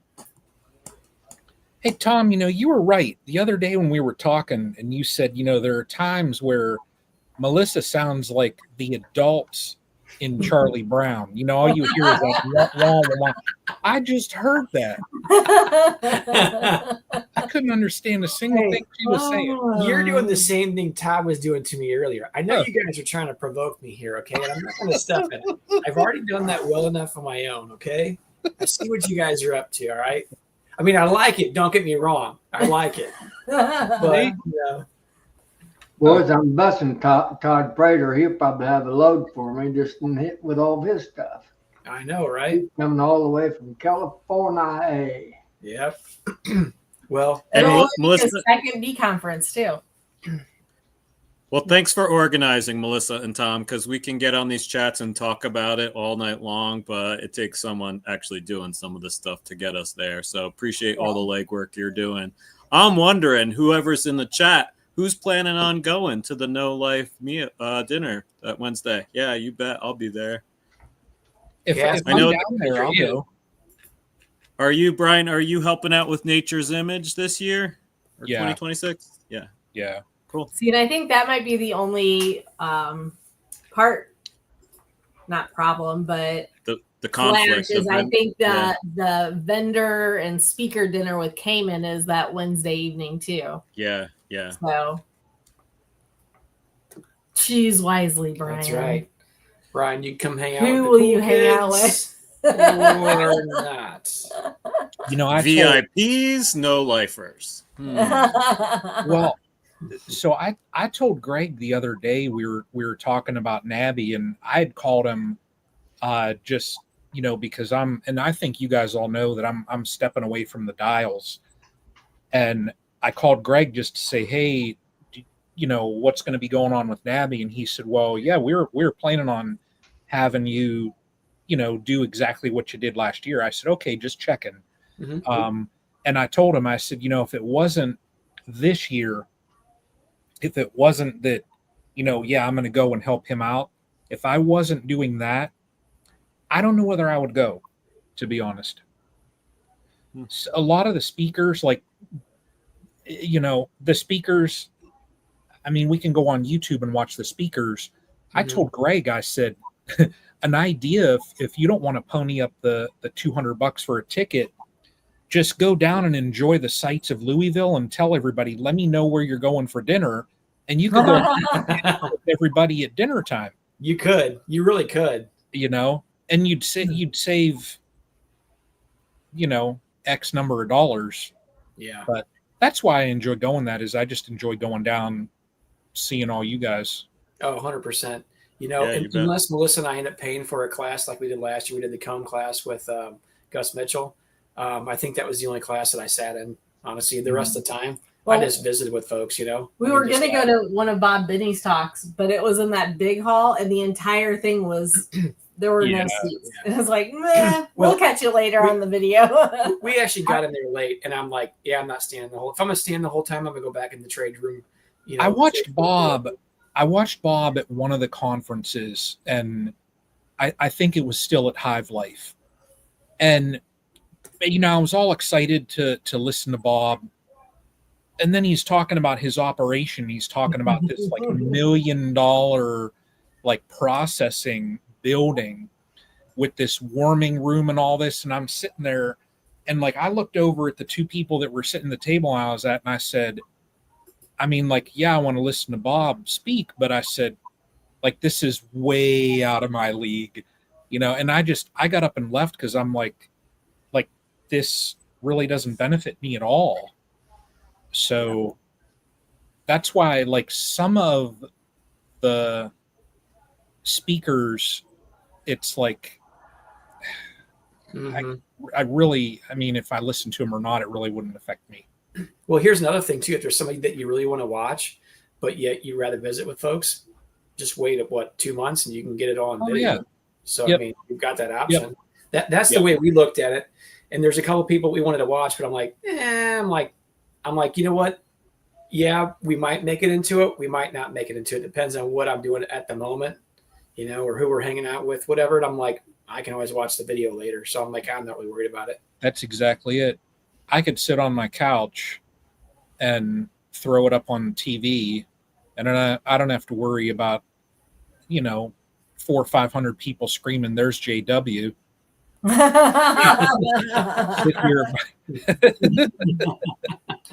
So everybody's taking pictures and wanting autographs from him. And the fun thing about that outing down there is them late nights when all them drunks come into the motel. Oh my gosh.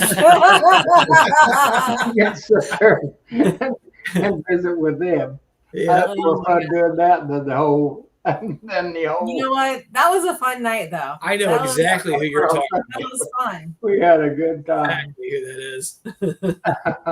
So I have to comment to, I guess it's Jose or Jace.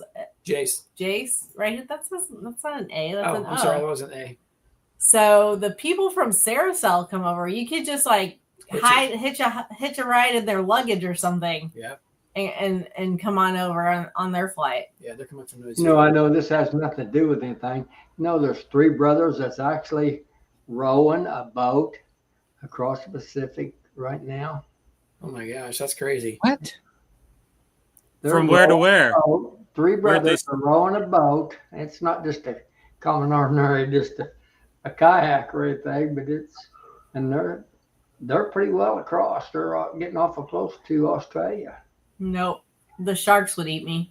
The sharks would eat me. And Yeah, the there's no way. The whales would capsize me, and then the sharks would eat me. Well, We get another Brian, and there could be 3 Brians that do that. You can follow. There'd be no Bryans in a couple of days. I'd come back from doing that, and I'd be about 70 pounds lighter. Well, they're doing that, and they're a good ways across there. I couldn't believe it, but Wow. they're on YouTube or Facebook. I think they've got I can't remember their names, but they're doing as a fundraiser. yeah. They're pretty well to Australia. Wow. That's amazing. Yeah, that is And they amazing. started in the United States? Yes. Wow. Wow. I think I may be wrong on this part, Brian, completely, but I think they left California. Okay. And they're going. Well, who wasn't want to leave California? Exactly it. Well, apparently Todd's pretty comfortable there for right now. They were so desperate to leave, they hopped in a boat. They're from one of the European islands over off the Mediterranean or something, but they're Wow. Caucasian brothers. I don't know, and they speak fluent English and so forth. Are they doing it, JW, just to raise money for something, or are they for some clean water or something? Oh, okay. By the time they get done with that trip, they're gonna be sick of water. They're not gonna want to have anything to do with the water. I'm telling you, it's going on. Yeah. Right now, so Yeah. That's pretty wild.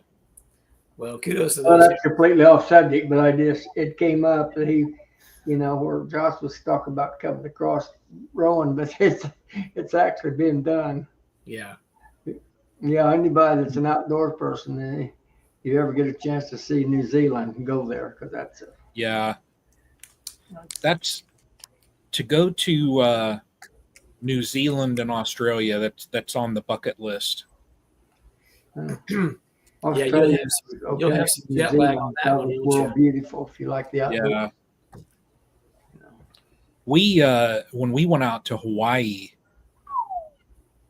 I mean, I was jet lagged beyond belief for like 2 days. I didn't know where I was. Yeah. It just from Ohio clear out there, it was a 6-hour time change. Yeah. So, but to go to New Zealand and all that, I mean, they'd probably find me in the middle of the night walking the streets. They're like, "What's up with this clown?" You know? Yeah. Yeah. Thought you were up to no good. Yeah. Promise. Just have them, you go with them. Just have them leave one of their people there to mind your bees. There you go. That's it. Yeah, I guess seasons are opposite, aren't they? Yeah. Yeah, I didn't think Yeah. about that. Huh. Yeah. Makes sense. I get it now. Yeah, the wife and I were looking when we were way back playing in our honeymoon. That was one of the things that she tossed up. She said, "What about like Australia?" Mm-hmm. And I said, and it was in July, and I said, "Yeah, that's the middle of their winter." Mm. And she was like, "Huh?" And I said, "The seasons are opposite." Yeah. Complete opposite side of the world. Yeah. Mhm. So, if I ever go down there, though, I would need to go and visit Hobbiton from those movies. Mhm. Hobbit. Oh. I would want to stay there a night too, just so that I could tell people I slept like a hobbit, Mhm. walk around with furry feet. I would. I would have to. So All right. My back's had enough of this stool. I'm going upstairs. go. This seat's comfy. Yeah. See you all later. This seat's not Hi, bad. Melissa. take care. I'll be supervising from upstairs, though. Oh, boy. Don't worry. That's Basically, it. what you just said was micromanaging. That's what that means. Yes. Yeah. Hey, Brian, do you typically, Castle, do you typically do a lot of fall markets yourself or not necessarily? I do. The larger market that I do is once a month, and it's enough that I'll sell all of my honey for the season just by doing that one market. Oh wow. I do pretty good. Like, and just me, I'm a solo guy operation. Yeah. They do they call it a holiday flea. Like they try and have a theme for everyone. Mm-hmm. And they'll have a 3-day weekend in December. The first night is downtown Youngstown, and they coordinate it with the tree lighting. So they end up, and they have parades and all this stuff going on. And they get a couple thousand people that go down there. I mean, it is very busy. You are, from the time when you set up, they like you to set up between like 12 and 1 up until like 9 o'clock at night. You are slammed. And then they do like a 9 to 3 market back at their building on Saturday. And then on Sunday, they do like a 12 to 3. So it's like 3 consecutive days. Mm-hmm. My little operation, I sold a couple $1,000 over 3 days. Yeah. And I mean, it's well worth it. If you have anything left. And like last year when I finished on the Sunday, I think I walked out of there and I had like 9 jars of honey left. That was it. Yeah, that would be a good market for you then. Yeah. Yeah. I mean, as long as you're not looking to hang on to a little bit, if you're wanting to move it all, what better way to do it? One fair swoop. Yeah. When I had people early in the spring, they were messaging saying, "Do you have honey?" And I'm like, "I don't have any." And I know like others, they try and save it. That way they have it, the entire year. But for me, it's like, if I get rid of it, I get rid of it. It really doesn't matter. Yeah. So, but yeah. For us, we want to have a customer list, pretty much all year as far as, so I don't care that I, have to sell out or not sell out. So, right. I may like, if I come out of the winter with more than 3 hives like I did this year, I hope. Yeah. That's always a positive. I've got 18 decent colonies now. So if I can get into the winter with 18, and then, let's say I just lose 6 of them, if I come out of the winter with double digits, then next year it'll be good. Oh yeah. Now, were you able to extract any this year? Oh yeah, I pulled. Yeah. Well, and most of those were from packages, but you already had drawn comb, correct? I did. Oh yeah, they were all installed on drawn comb. Yeah. Yep. So, Brian, what you should consider then is, now that you're not going to be with the Queen Ride Dial and you'll have more free time, I think in February you come to St. Louis and you can listen to this guy down here. He's going to be giving a couple presentations, this fella down here. So when is yours? Let me just double check. I don't want to 20th, 21st. Yes, sir. That's it. It'll be so it'll basically be like afternoon of the 20th and then all day on the 21st. But we're gonna have vendors set up on the 20th. We'll have a honey show training council judging class all day, and then from about noon on till probably 4:30 ish, we'll have a few presentations and a whole Q&A panel that afternoon. That evening on that Friday, we'll have a banquet dinner, a sit-down banquet dinner, which will be nice. And then the entire Saturday we'll have classes, a full beginner side and a full experience side, going all the way throughout the entire day until the evening. Oh wow! I'll have to check it out. And you guys are speaking at the Midwest one or the Wisconsin one? Oh yeah, I just seen that, Brian. Yeah, the one up in Wisconsin. Yeah. That's Doug Holterman and Bill Werning. Yeah. Yeah, and when they want us to speak, they're going to set us up in their big room. Oh, nice. Greg said they're probably looking to have 400 or 500 people out there.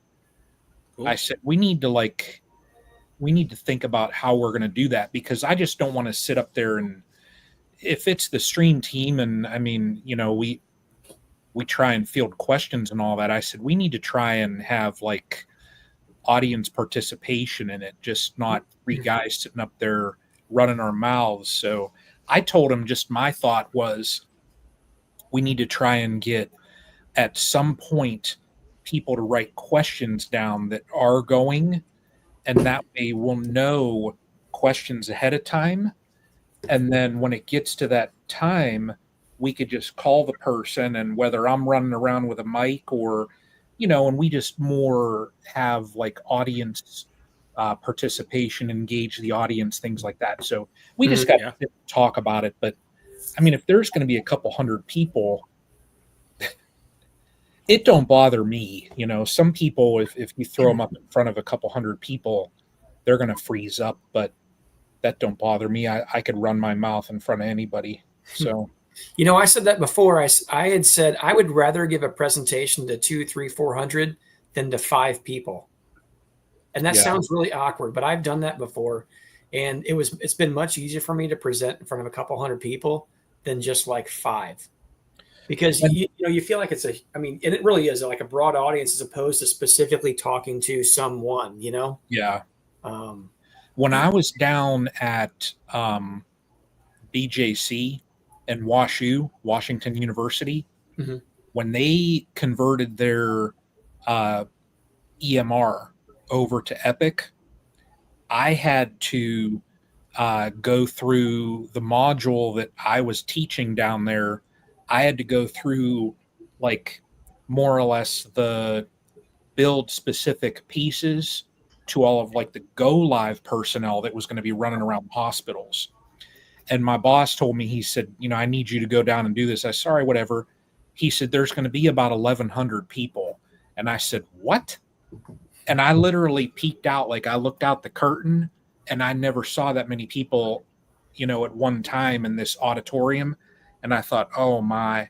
And I went out there and like, I didn't focus on a certain person. I was just there presenting, and you couldn't take questions because with that many people, it's just more or less listen to what I'm showing you, take notes, and that's it, But, and they can ask questions maybe after that presentation. There were so many people down there that for Epic. I mean, it's pretty much it's straightforward. It's like there's more or less like bare bones. When you get that EMR, it's bare bones. I tell people you buy the skeleton, and then each organization, they build out the rest of the skeleton. So you'll get into like workflow specific pieces, and there's like some of the decisions are made by policy, and you show them that you're very high level. Here's the workflows for this. Here's the workflow for this. So you're very high level presentation. But other than that, it's like, and look at this. I'm talking about EMRs and JW and Brian. They're like, okay, I'm out. But it's pretty straightforward. And I mean, if people ask some questions, I have done those type of presentations before, and you can kind of judge a person's knowledge at some of the questions they ask. So sometimes people don't ask questions. Yeah. They're going to ask a question in front of all these people, and then they're going to look like an idiot. Yeah. So sometimes those people come up to you after the fact, though, and they'll pull you aside. And you can always tell when somebody's wanting to talk to you. You can, if you're chatting with somebody, you'll see them kind of hovering around or standing off the side. Sometimes I'll kind of pick up on that. And then, and I'll think about it too, especially if somebody's paid us to come out to give a presentation. I want to try to give myself to everybody and get the full value of that. So, that's to get monopolized with one specific person. That's how I was around JW. I was like hovering behind his like right shoulder. I wanted to talk to him, and he didn't want to talk to me for some reason, Tom. Well, sometimes he can be a little.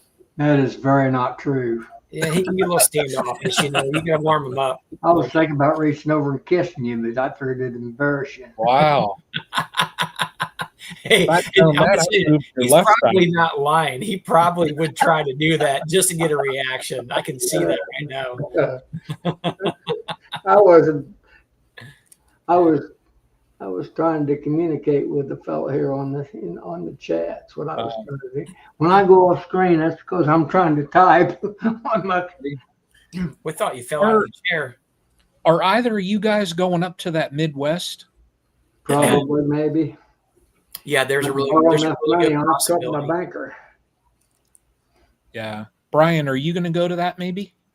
I gotta pick and choose. I can only do so many in the winter, so I'm set for NABBY and the Bee Expo. Plus, Wisconsin in February is gonna have to sell me harder than that. So You should have seen Bruce when we went. I can imagine. years ago. Yeah. Yeah. Poor guy. Oh yeah. So But it looks like they do a great event. Don't get me wrong. Yeah. If the stars aligned, I would definitely want to go. It looks like they put on a great event, and it looks like they're doing the same. They look super organized. I was really impressed. Almost as soon as it was done last year, they started advertising for this year. I was like, wow, they are on top of it. So I wish I could, to be honest. I like to do some traveling in the winter. Only can do so much. Yeah. How far of a drive is that from Denver out there? It's a good drive. It's like 16 hours for me to get to Louisville. It was like 11 and a half to get to St. Louis. It wouldn't be worth it for me to drive unless I was bringing stuff in a vehicle back. Brian, my guess is I don't know exactly the route you would take, but it might seem likely that you would come through St. Louis and then head north. So if it's 12 hours for you to get from your place to me, for me, it was, I think, 6 hours or 6.5 hours, basically kind of heading north, but slightly east, which would seem probably likely. I don't know that you would specifically come that way, but it would seem like a likely way that you would take. So it'd probably be an 18-hour drive for you. Yeah, that'd definitely be one I'd fly to if I went. Yeah, hands down for sure. I used to know exactly how long it would take me to get to St. Louis from here because when I worked down there, let me see. Did you drive or fly? 8 hours. 8.5. Boy, that's pretty close. So if it was a quick weekend, I would fly. The company that, when I was working for that company, they would pay for you to fly. Mm-hmm. What I would do sometimes is they pay for mileage. Mm-hmm. So I would turn in a rental car credit so that it was like my car. Mm-hmm. And I would get a free car and then I would just expense the mileage. Mm-hmm. So, but if I needed to like swap out stuff, because I was down, I think I was in St. Louis about 13 months. So if I'd have to swap out clothes, different things like that, I would drive home. And I think when I was down there, I typically drove once a month or so back home. Mm-hmm. So, but 8 hours it's not that bad. No. So I did that where we were staying at down in North Carolina. It took us just shy of 9 just with the pup. Mm-hmm. We had to stop. We stopped 3 times. That way he could get out of the car and run around the parking lot for a little bit. Yeah. The furthest I've ever driven was from St. Louis down to Palm Beach Gardens, which is about 19 hours. And I did that straight through. And it's tough. Man, that kind of drains you for part of the next day, Yeah.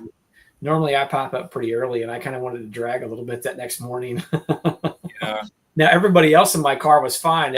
Melissa, the kids, everybody, they're all sleeping and waking up like, when are we going to stop? And I'm like, we're not stopping. I've got to get this entire drive done. And I'm like, I don't want to stop. Yeah. I pull over, fuel up, and I'd say, if you don't have to go pee, you've got 5 minutes because I'm getting on the road and I'm headed back down, setting the cruise at 80 miles an hour, for heading down. But, yeah. I don't know. I drove down there quickly. I did Salt Lake City, clear back here to Ohio in 2 days before. And I mean, it was like 13 or 14 hours each day. Yeah. And that drive, like it I was going to stop more than what I did, but when you're driving across 80 clear across the country, if I saw another cornfield, another windmill, like it got to a point where I felt like Clark Griswold when they were over in European Vacation. It's like you're just driving mile after mile after mile of cornfield and those windmills. Right. And I'm just like, man, I just need to get home. Yeah. You know, you look at someone for that, right? it would literally was the most boring drive. Once I got through the Rockies, that part of it I loved. Yeah. You know, because you're going in through there. I just loved it. The scenery was just fantastic. But once you got into that flat land and it was just all cornfield and windmills, Yeah. I mean, it's nothing to look at. No, those plain states will really drag out a trip very quickly. Yeah, without a doubt. yeah. No, I'll have to check that out though. I mean, if I can sneak it in, I mean that it'd be doable. Yeah. So Well, That, it'd be pretty fun. that Georgia conference looks fun too. when is that? It's like September, Tom. Tom and Melissa are going. So Melissa's going to do the honey show, judging to get her patch. I think so. She has to be there September 11th in the afternoon. I think it's the 12th and the 13th.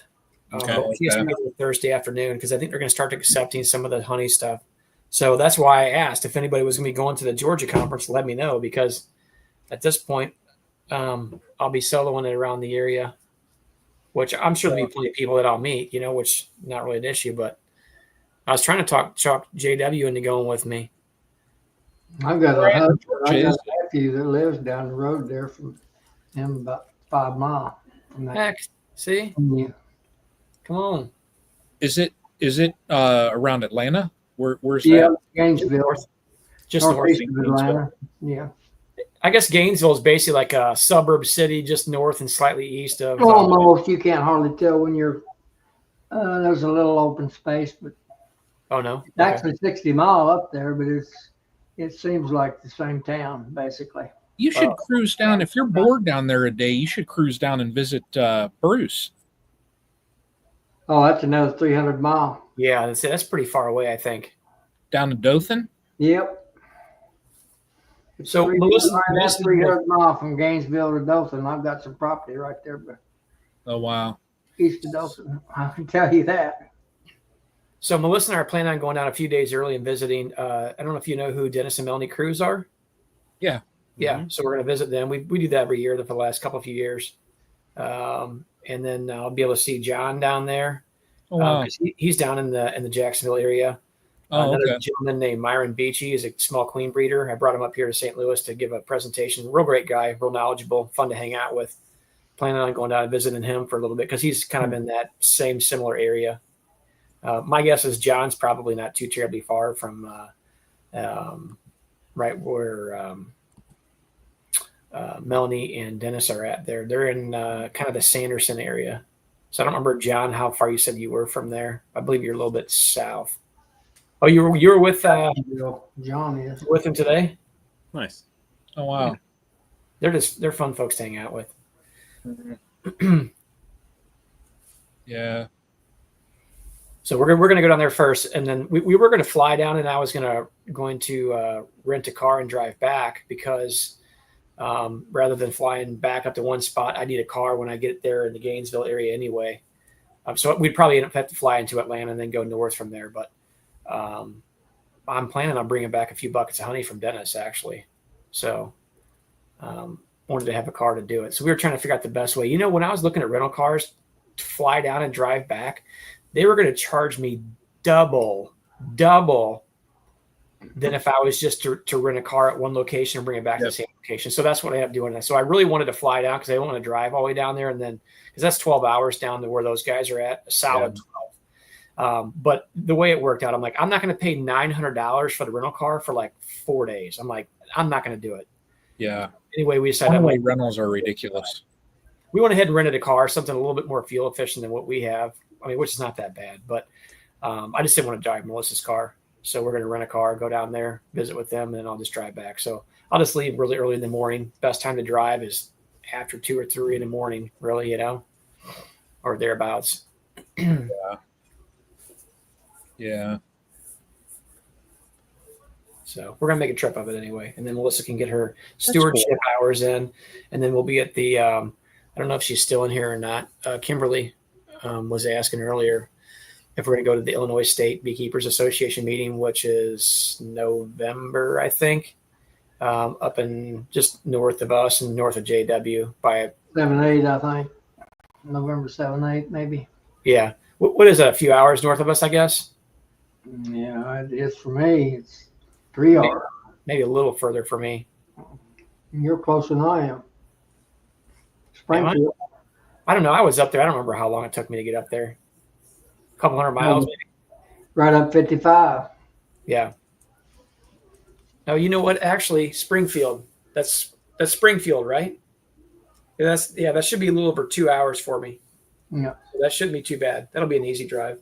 But we're gonna go do anything but she'll get goat lines and pig paths in between me and Springfield. No, DC, I'm not gonna rent a U-Haul pickup. I'll just rent a car or something, I think is what she reserved for us.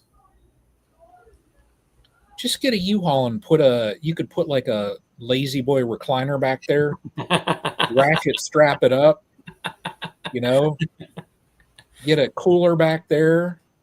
I'm pretty sure I would die in the back of that thing. It's going to be hot down in South Georgia and Florida still, That'd be awesome. You could just be kicked back, have a laptop, watching some YouTube, So I can tell you how it works with Melissa and I whenever we go on any traveling. I drive 100% of the time. Yep. Now, and generally speaking, I drive 98% of the time anyway. I just like to drive, Yeah. If I want to do 80, I can do 80. Hopefully she's sleeping in the passenger chair, not bothering me. Maybe I sneak it up to 85. I don't know. When I want to tell you something, Brian, go somewhere. That's all BS. We drove. We went to Louisiana last winter. I drove every step of the way, down and back. I offered to drive. I wouldn't go ride with you. Hey, Boz, your puppy, he offered to drive too. He'd do a better job than you. I wouldn't ride. I guarantee you would. There's no cop's going to give him a ticket, That's funny. He's more of a smooth operator than I am. See? So. That's funny. Yep, you're right. Kimberly said November 7th and 8th. Kimberly, I'm assuming that you're going to be there at the Illinois State. Last year they had Jamie Ellis there. That was really great. I really enjoyed listening to his two presentations. I actually sat front row to listen to that. And JW wouldn't come up to the front row with me. I'm like, hey, I got us a seat up here. He goes, I ain't sitting up there. And I'm like, why not? He said, nope. He had these pockets full of apples and oranges. He's trying to bribe the speakers. Embarrassing. Meanwhile, JW's got a bag of tomatoes ready to throw at all the speakers. Mr. Ellis, I was hitting him in the back of the head. They were rotten tomatoes. He's a really good speaker, though. Let me tell you, he was our summer speaker for the Colorado summer meeting, and he's an expensive speaker, but well worth every penny. And he made sure that you got your dollar's worth. He was like, I'm here for whatever you want. And at one point we're like, we can wrap up, we're done. And he didn't want to leave. It was awesome. Yeah. Yeah. Cause it was, you know how the afternoon was, Tom. We do the classrooms in the morning and go to the bee yards in the afternoon. It can get hot there. So, by the end, we're all tired. We're all toasty and ready to go home. And he just wanted to keep talking under one of the tents that we had set up. It was awesome. No kidding. Yeah, great guy. And again, you're going to get your money's worth if you get him as a speaker. And he don't give you this. He speaks in layman terminology, where the average beekeeper, a lot of these so-called professors get speaking a little bit above the. I've been lucky that University of Florida program that I'm working through. I actually just started some of the modules again the other day. I haven't touched it in probably 9 months. When you're in that program, they'll email you periodically because they have meetings here and there. And I've caught one or two where he was the presenter. Mm-hmm. And I mean, it's, you have a small group of people. There will be 30 people signed into the Zoom meeting, and then he's there, and he does take questions and all that too. So I enjoy that program. Yeah. Yeah, having a resource like him available. I mean, Well, and Brian, last year, I think when I was actually in Florida, I was talking to you and had a conversation with you about that. We're in the Great Plains program and stuff, and we're in the end portion of it. And I haven't done the project and all, but I think that, I don't know. I was considering Florida. I really like what they have going on. I've asked a lot of questions to you and a few other people, about that program. And there's no reason I need to go through it. I just want to, Yeah, right. But I'll finish what I've started here with this, and we'll see what kind of time I have moving forward and what we have going on. But I think at some point, I don't know when, I would likely probably go through that program, as I've done researched a couple different ones. I've been, I need to get my ducks in a row, because there's been a couple times where I've gone out speaking and I didn't take my forms because it would apply, I could use that for credit towards that program. Oh yeah. And I haven't taken the forms with me. It just slips my head, and I need to get better. I need to just print the forms off, the number that I'll need. Yep. And whenever I go someplace, I'd need to just grab that binder and go. But it is what it is, John, I agree. Cameron Jack is also a great speaker. If you're looking for someone else, again, a wealth of knowledge, excellent speaker as well. Yeah. Yeah, the other one that I was trying to get here in St. Louis, and unfortunately she was unable to do that. If any of you want to learn a little bit more about drones and such, and the DCAs, one that's really, really great. She's kind of in the Atlanta, Georgia area. I had her up last year to our just a normal meeting, and she was a great person just to chat with, because I picked her up from the airport and took her back, and just a great conversationalist, just great information, and she had a little bit of humor in some of her presentations too, so it wasn't all death by PowerPoint type scenario. And she's a really good illustrator as well, as a matter of fact. But Miss Julia Mahood. So if anybody is ever looking for somebody to talk about DCAs, how to find them, locate them, and some of the information that she's utilized before for that, and then talk about drones and their purpose and a little bit of factoids about them, she's one that I would consider. Julia Mahood, look her up. She's interesting. Mapmydca.com, I think, is her website. And she used to be a graphic artist, which is why her PowerPoint looked so awesome. Those are all of her drawings. She has little cartoons and everything in her slides. It makes it really kind of engaging and not just a boring PowerPoint slide. Yeah, she was a great speaker too. Yeah, so if anybody's looking for a speaker for that, I would highly recommend her. I was trying to get her for St. Louis, and unfortunately she's unavailable that when you're going to be up in St. Louis, Brian, because I really so I always try to get a mix of men and ladies inside there, because again, sometimes I think women don't want to be mansplained everything from the man's point of view. They need somebody that has a different perspective on things, and that was kind of what I was gearing toward. I had a couple more up my sleeve that I've sent invites to, but unfortunately I was kind of disappointed when I heard that she was unavailable to come on that one particularly. But we'll have to get her up at some point in time again in the future, because she really had a great presentation, and just the way that she prints. Some people are just really good at presenting, much like you said, Jamie Ellis. Gosh, that guy can deliver good sound information very efficiently. And the one thing I liked about him too is that man is very punctual. Like if you tell him he has from 7 till 7:50, he will be done at 7:50 on the nose. He'll look at his watch and say, I've got 5 minutes for questions. I can probably do 3 questions. You go. And then he'll answer the question. He'll be like, okay, I can take this many more. And he's like, I've got 4 more minutes left. And he will be down to the point as far as when he has to be on stage and off stage, which is really great, especially if you're somebody that's scheduling that in. You don't have to worry about somebody run over by 15 minutes, and you have to worry about cutting them off. And then people like, oh, I was still listening to that information, but you still have a schedule behind you that you have to work, So we've learned a little bit through that, being a room moderator and such like last year. It was very helpful to understand certain things. And sometimes you just kind of have to cut people off a little bit and say, hey, look, you got a 5-minute card and that's all you got left. But having somebody like Jamie Ellis or somebody that's very punctual helps the scenario tremendously. Yeah, I agree. Yeah, on the conference setting that we do, John, Zoom's fine, but I'm going to be honest with you. If I'm going to listen to a speaker, I don't want to watch the television to do it that much, honestly, unless it's somewhere I'm just watching a video at home in the evening. I want to see the person right in front of me presenting. If I need to ask a question or want to ask a question, I can do so. So I'm almost always looking for somebody to do it in person, because people have offered to say, well, I can do Zoom that day. I'm like, I'm looking for you to come in person. They're allowing me a budget to do it, and I'm going to spend it. So, I want you to be able to hand them an apple. Yes, throw the apples.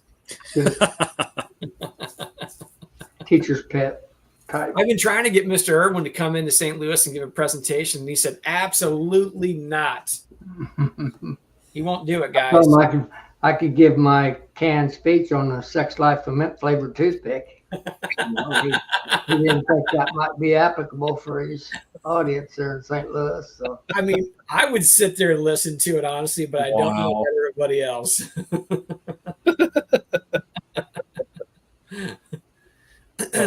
Hey, Brian, what do you have? We'll probably log off here shortly. It's getting to be close to 10 o'clock, and that's about the time that I head to bed, too. And I'm sure JW, he's looked like he's starting to turn a little bit orange at this point. I'm starting to turn orange. You're right there. I seen it coming. You've got 7 minutes. I'm like Jamie Ellis. Yep. When he logs out, it's going to be a quick boom. He's gone.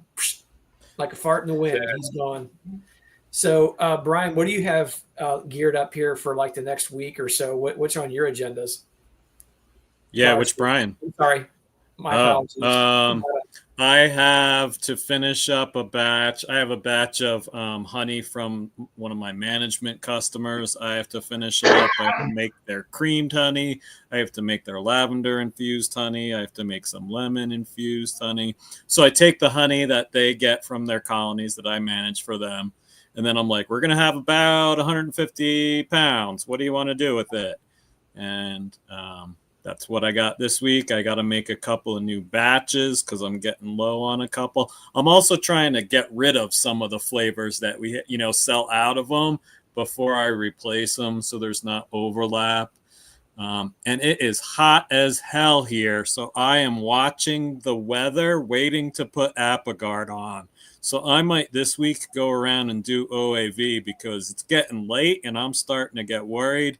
And next week, I'm not going to be able to do that. So it's kind of now or never. And then I'm going into doing Apogard after Labor Day. And that's definitely less than ideal, but not going to put it on at 90-something degrees. I'd rather have the mites in there than the bees dead outside of the colony.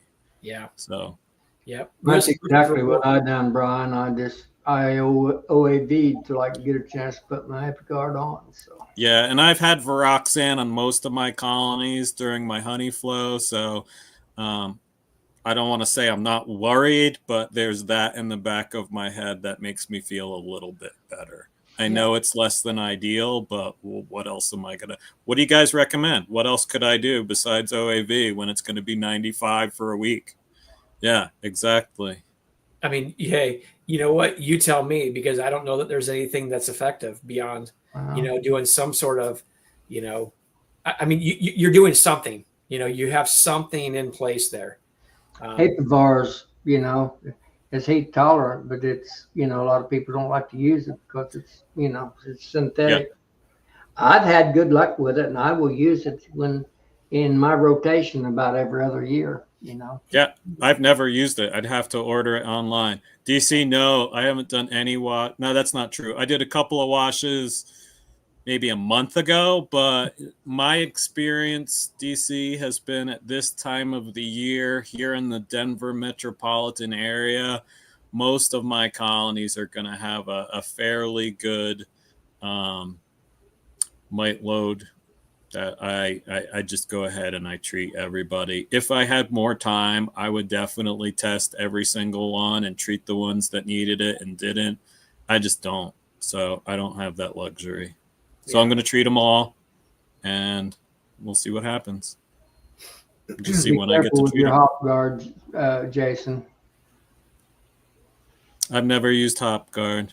Yeah. Me either. I have zero experience. I can't speak toward it whatsoever. So that's what's going on in my yard. How about you guys? Yeah. What about you, Coper? What's the new and upcoming? I do need to get probably some hot honey done up this week. That stuff, I think the hot honey sells faster than my regular honey. So I need to get some of that done. And then, the colonies, they got 5 rounds of OAV.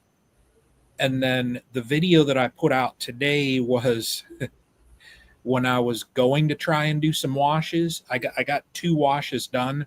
I washed 3 and then 3. And I'm like, okay, for August, I'll take a wash of 3. I'm leaving them simmer down though, because Tom, go and watch the video I put out today. Watch the first 7 seconds. Okay. And you will know at how nasty they were. They ran me out of the yard. Really? Yep.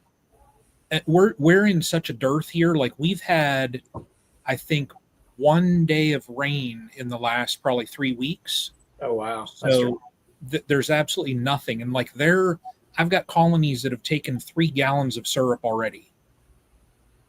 Wow. So it's just, yeah. That sounds like my last year was kind of like that. But I'm saying, thankfully, this year is not shaping up to be like that for me. They had been bringing some stuff in, which means I don't have to feed, So I look at it like this: for us in our dearth time period, which is usually July, August, maybe September-ish, depending on how much moisture we get or don't get. We can see a little bit of pollen maybe, but big, strong nectar flows just doesn't exist really beyond that June-ish era. You're just getting too far gone. And then our rain spells are too scattered and too far in between. But honestly, whenever, if I can keep them maintaining themselves, I'm happy, because that means that they have nutrition coming in. They're not going backwards. They're maintaining themselves. They're not maybe, building me a whole bunch of stuff. Maybe they can build a little bit of comb. Maybe they can stimulate a little more to build some comb. But I don't know. I just look at it from the nutrition side. In my experience watching bees, and I'm sure everybody's kind of the same way, when the nutrition completely stops, that's when the bees really start. You can have nutrition, they kind of begin to be doing this and maybe slowly going downhill. But as soon as it stops, they pretty much do this. It just goes downhill. I think that's when viruses pop up and everything else. I'm gonna keep feed on them. I think we're probably going to see some goldenrod pop in here within the next week or two, just because Fred Dunn put, his Friday video. He showed, literally it was like a field of goldenrod. And Fred is a little over an hour. He's about an hour, 20 minutes north of me. So I would imagine in another week or so, it's going to start to pop here. And then I'll probably see like their attitudes. They'll simmer down just because they'll have stuff to do. So, but they're all, like I went through yesterday. I checked 14 of my 18, and they were all queen right. Nice.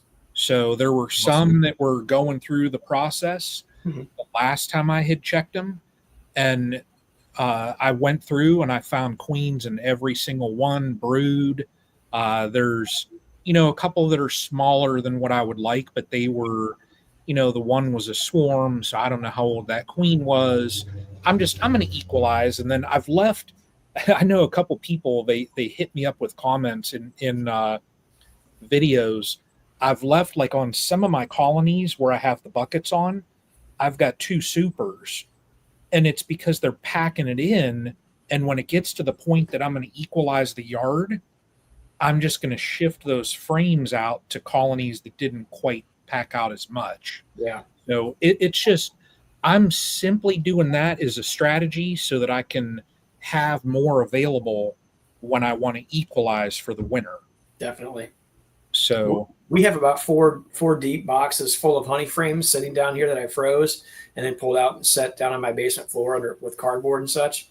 And that's what I'm going to do is when I get beyond them able to stack anything up, I'm going to take all those honey frames out there and any ones that they haven't drawn out completely or a little bit off, Yeah. pull them out. I'm going to slide a honey frame right in its place and then yep. let them ride with it. Yeah. Yeah, that's all. And like, if you look in my yard, like when I walk out of my building and I always walk down to the colonies, there was always like just brush and stuff if you followed them into the woods. Mm-hmm. I spent that day when they ran me out on that Saturday, I spent 5 hours cleaning out that land there. Mm-hmm. And I talked to my mom because they're at her place. Mm-hmm. And she wants to put wildflower seed all throughout there. Oh, nice. And I told her, I said, well, it's pretty shady. And she said, well, I was hoping you could cut some trees down. So I'm like, bingo. So I've got enough room there that, I mean, I could put 2 more rows easy. I won't, though. I want to build a nuke row. Like the 2 rows I have now, they fit 9 on each row. Sure. There's 18.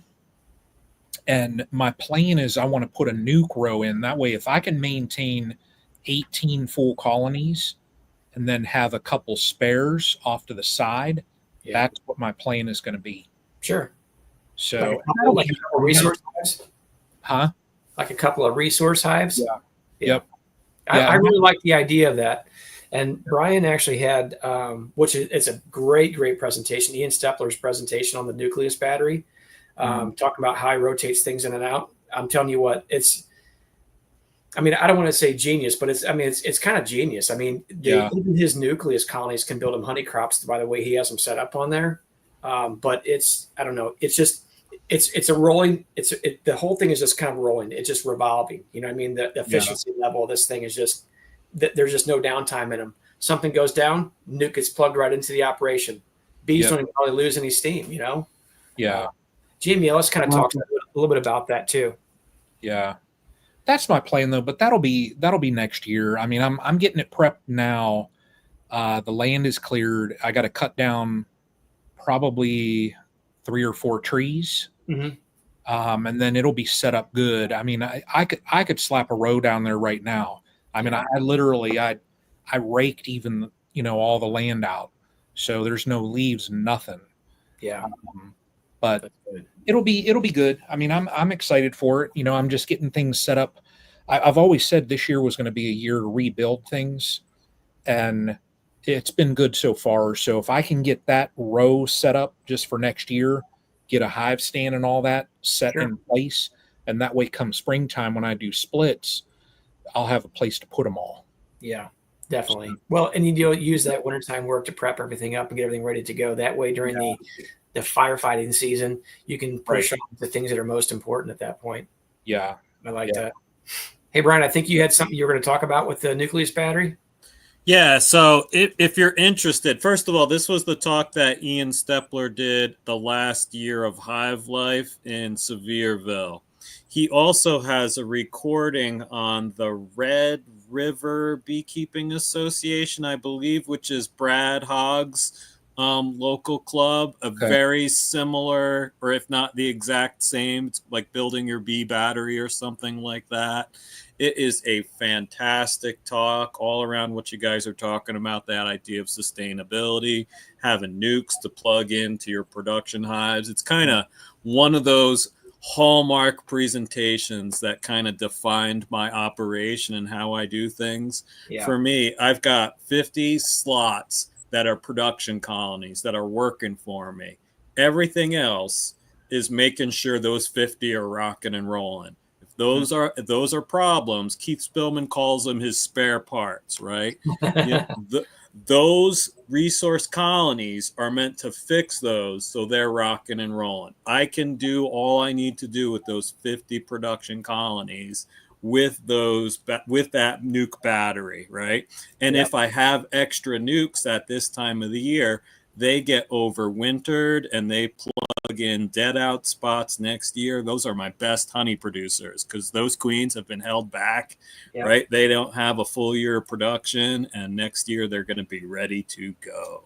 Yeah. So it's a great talk, man. Ian is so wise in all of that. So, and then Dewey Karen has a very similar belief system where he has basically a 2-in-1 belief where it's two production colonies and one nuke as a backup. And Ian does a great job of taking, like, so you don't get overwhelmed by, well, that's 1,500 colonies. How do I do that? He has this great graphic where it's 10 colonies, right? And then he's got like 10 production and like 5 backup or something like that. And he plugs the backup ones with a great graphic. So you can, yeah, it's a great one, Coper. Maybe I'll see if I can find it and then post a link to like the No Life Beekeepers, because it's one of those, those YouTube videos you go back to every once in a while, like the Sustainable Beekeeper for me with Michael Palmer from the National Honey Show is another one that I'll just watch over and over.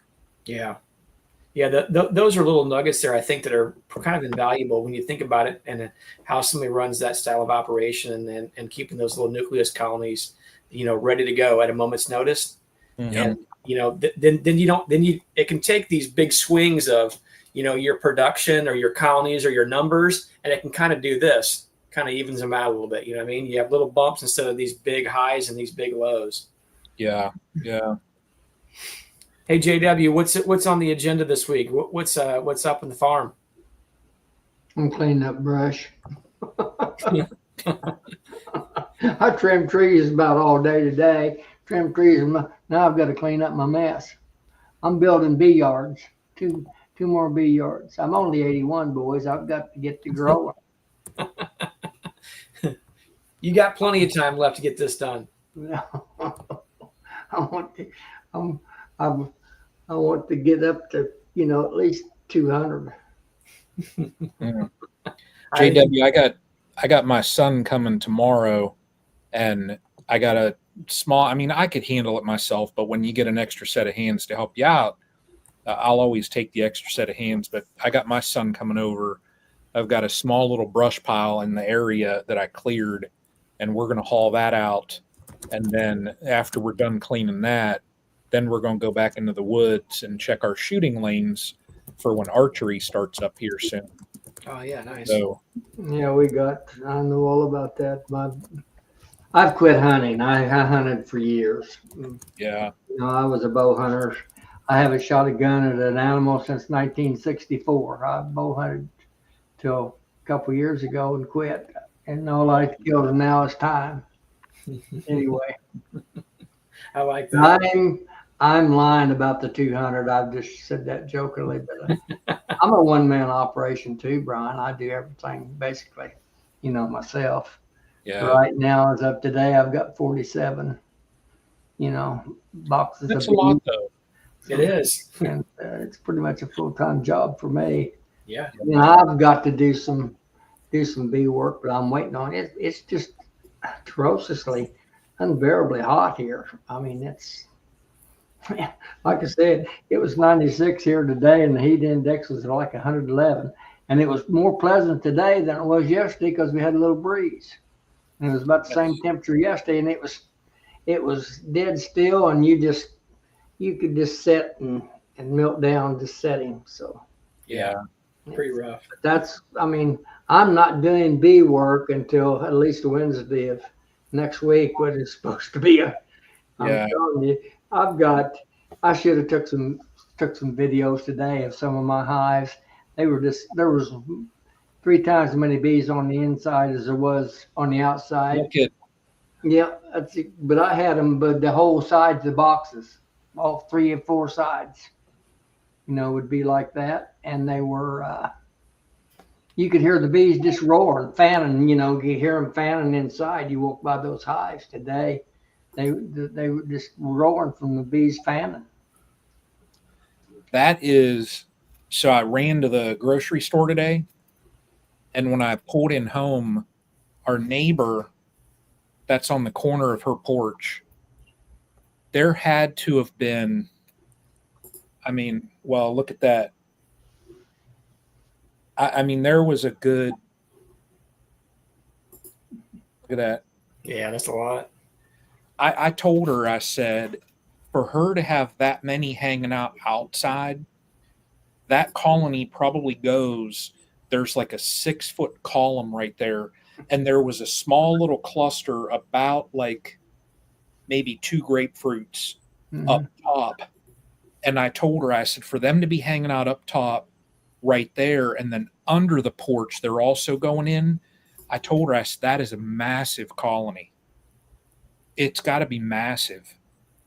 So, yeah, I walked up, and the bees that were hanging out underneath there, I mean, you could tap on them and touch them, and they weren't doing nothing. One of them dropped down on my hand and was cleaning herself off, and I just, here you go, girl. You know, I might mess with that. That might be the only cutout I ever do in my life. But it's got to be massive, though.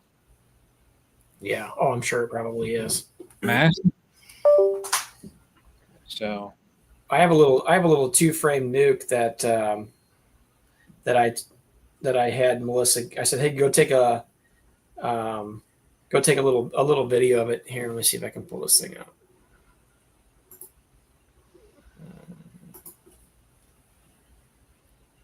That's just a little 2-framer sitting on a column I have on my patio. jeez. But you can kind of see the hanging out on there a little bit. Yeah. They were hot. I had the hose. I was washing something out, and I turned it into like a little mister, and I missed them. And actually, I could see their proboscis coming out, and they were actually drinking the water because when they were hanging on each other. Wow. They were definitely doing that. So I need to move it to a bigger box. It was a late season little queen that I got. I just put her in the mating nuke, got her mated, and thought if I needed to plug her into something, I could. And at some point, I probably will. She's been laying now for the last 3 weeks or so. So I need to move her out to something big. But it is hot. They don't want to hang out inside that box. So yep, that's what she was saying. She said, I normally see in there just a little tall, little teeny grouping of them sitting outside of there, and it was 92 here today. And I said, Dorothy, it's 92. I said, I don't know what the heat index is, but I said, we're in a dearth. So and when I said that, she's looking at me. I said, there's nothing for them to forage on. So I said, if there's nothing for them to do, they're not going to hang out inside. They're going to hang out outside to control the temperatures. That's so, right. But for how many bees were there? I mean, that it's got to be a decent sized colony. Got to be. So I may try and mess with it the next week or two. I don't know. We'll see. We'll see how squirrely I get. They've been there for a year or two. Mm-hmm. So I might leave them. I might just see how my time is, and if I don't have time, I'll let them just go through the winter again, and then springtime I can always cut them out. Yeah, absolutely, you can. Honestly, depending on how much honey they have stored away, I'm telling you, the cutouts that I have done that have been the most difficult are when those girls have multiple combs of honey, particularly inside of like a home space or something. That is the biggest pain to deal with a colony that has loads of honey. It's just not easy to do. Everything is a mess. Everything gets sticky. You got to keep washing up, so that you don't transfer into, other areas. So Yeah. I like doing them in times where, you feel like, well, they're probably not going to have a load of honey, but sometimes it'll surprise you too. Yeah. I was like, I was talking to her a little bit, and I told her, I said, there's a couple different ways you can do it. Like to do a trap out, I'd have to close up every entrance and just focus on that one spot where I had in the video, because I held my hand up to that thing and you could feel the breeze of them fanning. To do that, that's time. To smoke them out, to run them out of there, then you still have the mess of all the comb and everything that's in there. Yeah. So, but like DC was saying, do a thermal. The column has aluminum sheeting down it. So and with it sunny and 91, 92 degrees, that whole column is going to light up like it's. Oh yeah. Yeah, So, you're not going to have a good enough contrast with a thermal camera when it's this hot Yeah. outside. You got to do it really early in the morning, yeah. when it might be a little bit cooler. If you're going to try Right. to thermal image something. I mean, like I guess I could walk over there now in the dark because that would probably be a good time to look at it now. oh, absolutely. So, Yeah, if you're going to thermal image it, absolutely, that'd be the best time to do it without Yeah. any of the yeah. solar rays hitting it and warming up the Yeah. outside. So I should do that when we get off the darn thing here, run over, and the neighbor would probably think I'm nuts. well, you are a beekeeper, right? So there's That's that. exactly it. Yeah. That is an idea. I should get my camera out. I might do that, in fact. You can make a short little video of it or something, show people what it looks like and how that Yeah. the contrast and all. That's a good idea. I'm gonna have to dig my thermal out. Yeah. Well, hey, listen, I'm going to end the stream now, guys. It's after 10. JW is almost full pumpkin now, so we need to get him to bed, and I think I You need to are head to correct. sleep. So I appreciate you guys hanging out with us here this evening. Had a great time. It's not normally something that we do is put it on our channel. Never something that I really had intentions of doing, but Joey asked me if we could fill in, and I said, sure, why not? So Thanks for hosting, Tom. It was a great chat. Yeah, appreciate it. well, thank you guys for jumping in. I really appreciate that too. That's kind of what makes this chat interesting. Nobody wants to sit here and listen to me ramble on about nonsense. So having a little back and forth and visiting different points of view is where it's at. So appreciate it, guys. Hey, listen, we'll talk to everybody on the next one. So you guys have a blessed weekend. See y'all. Have a good night. You guys.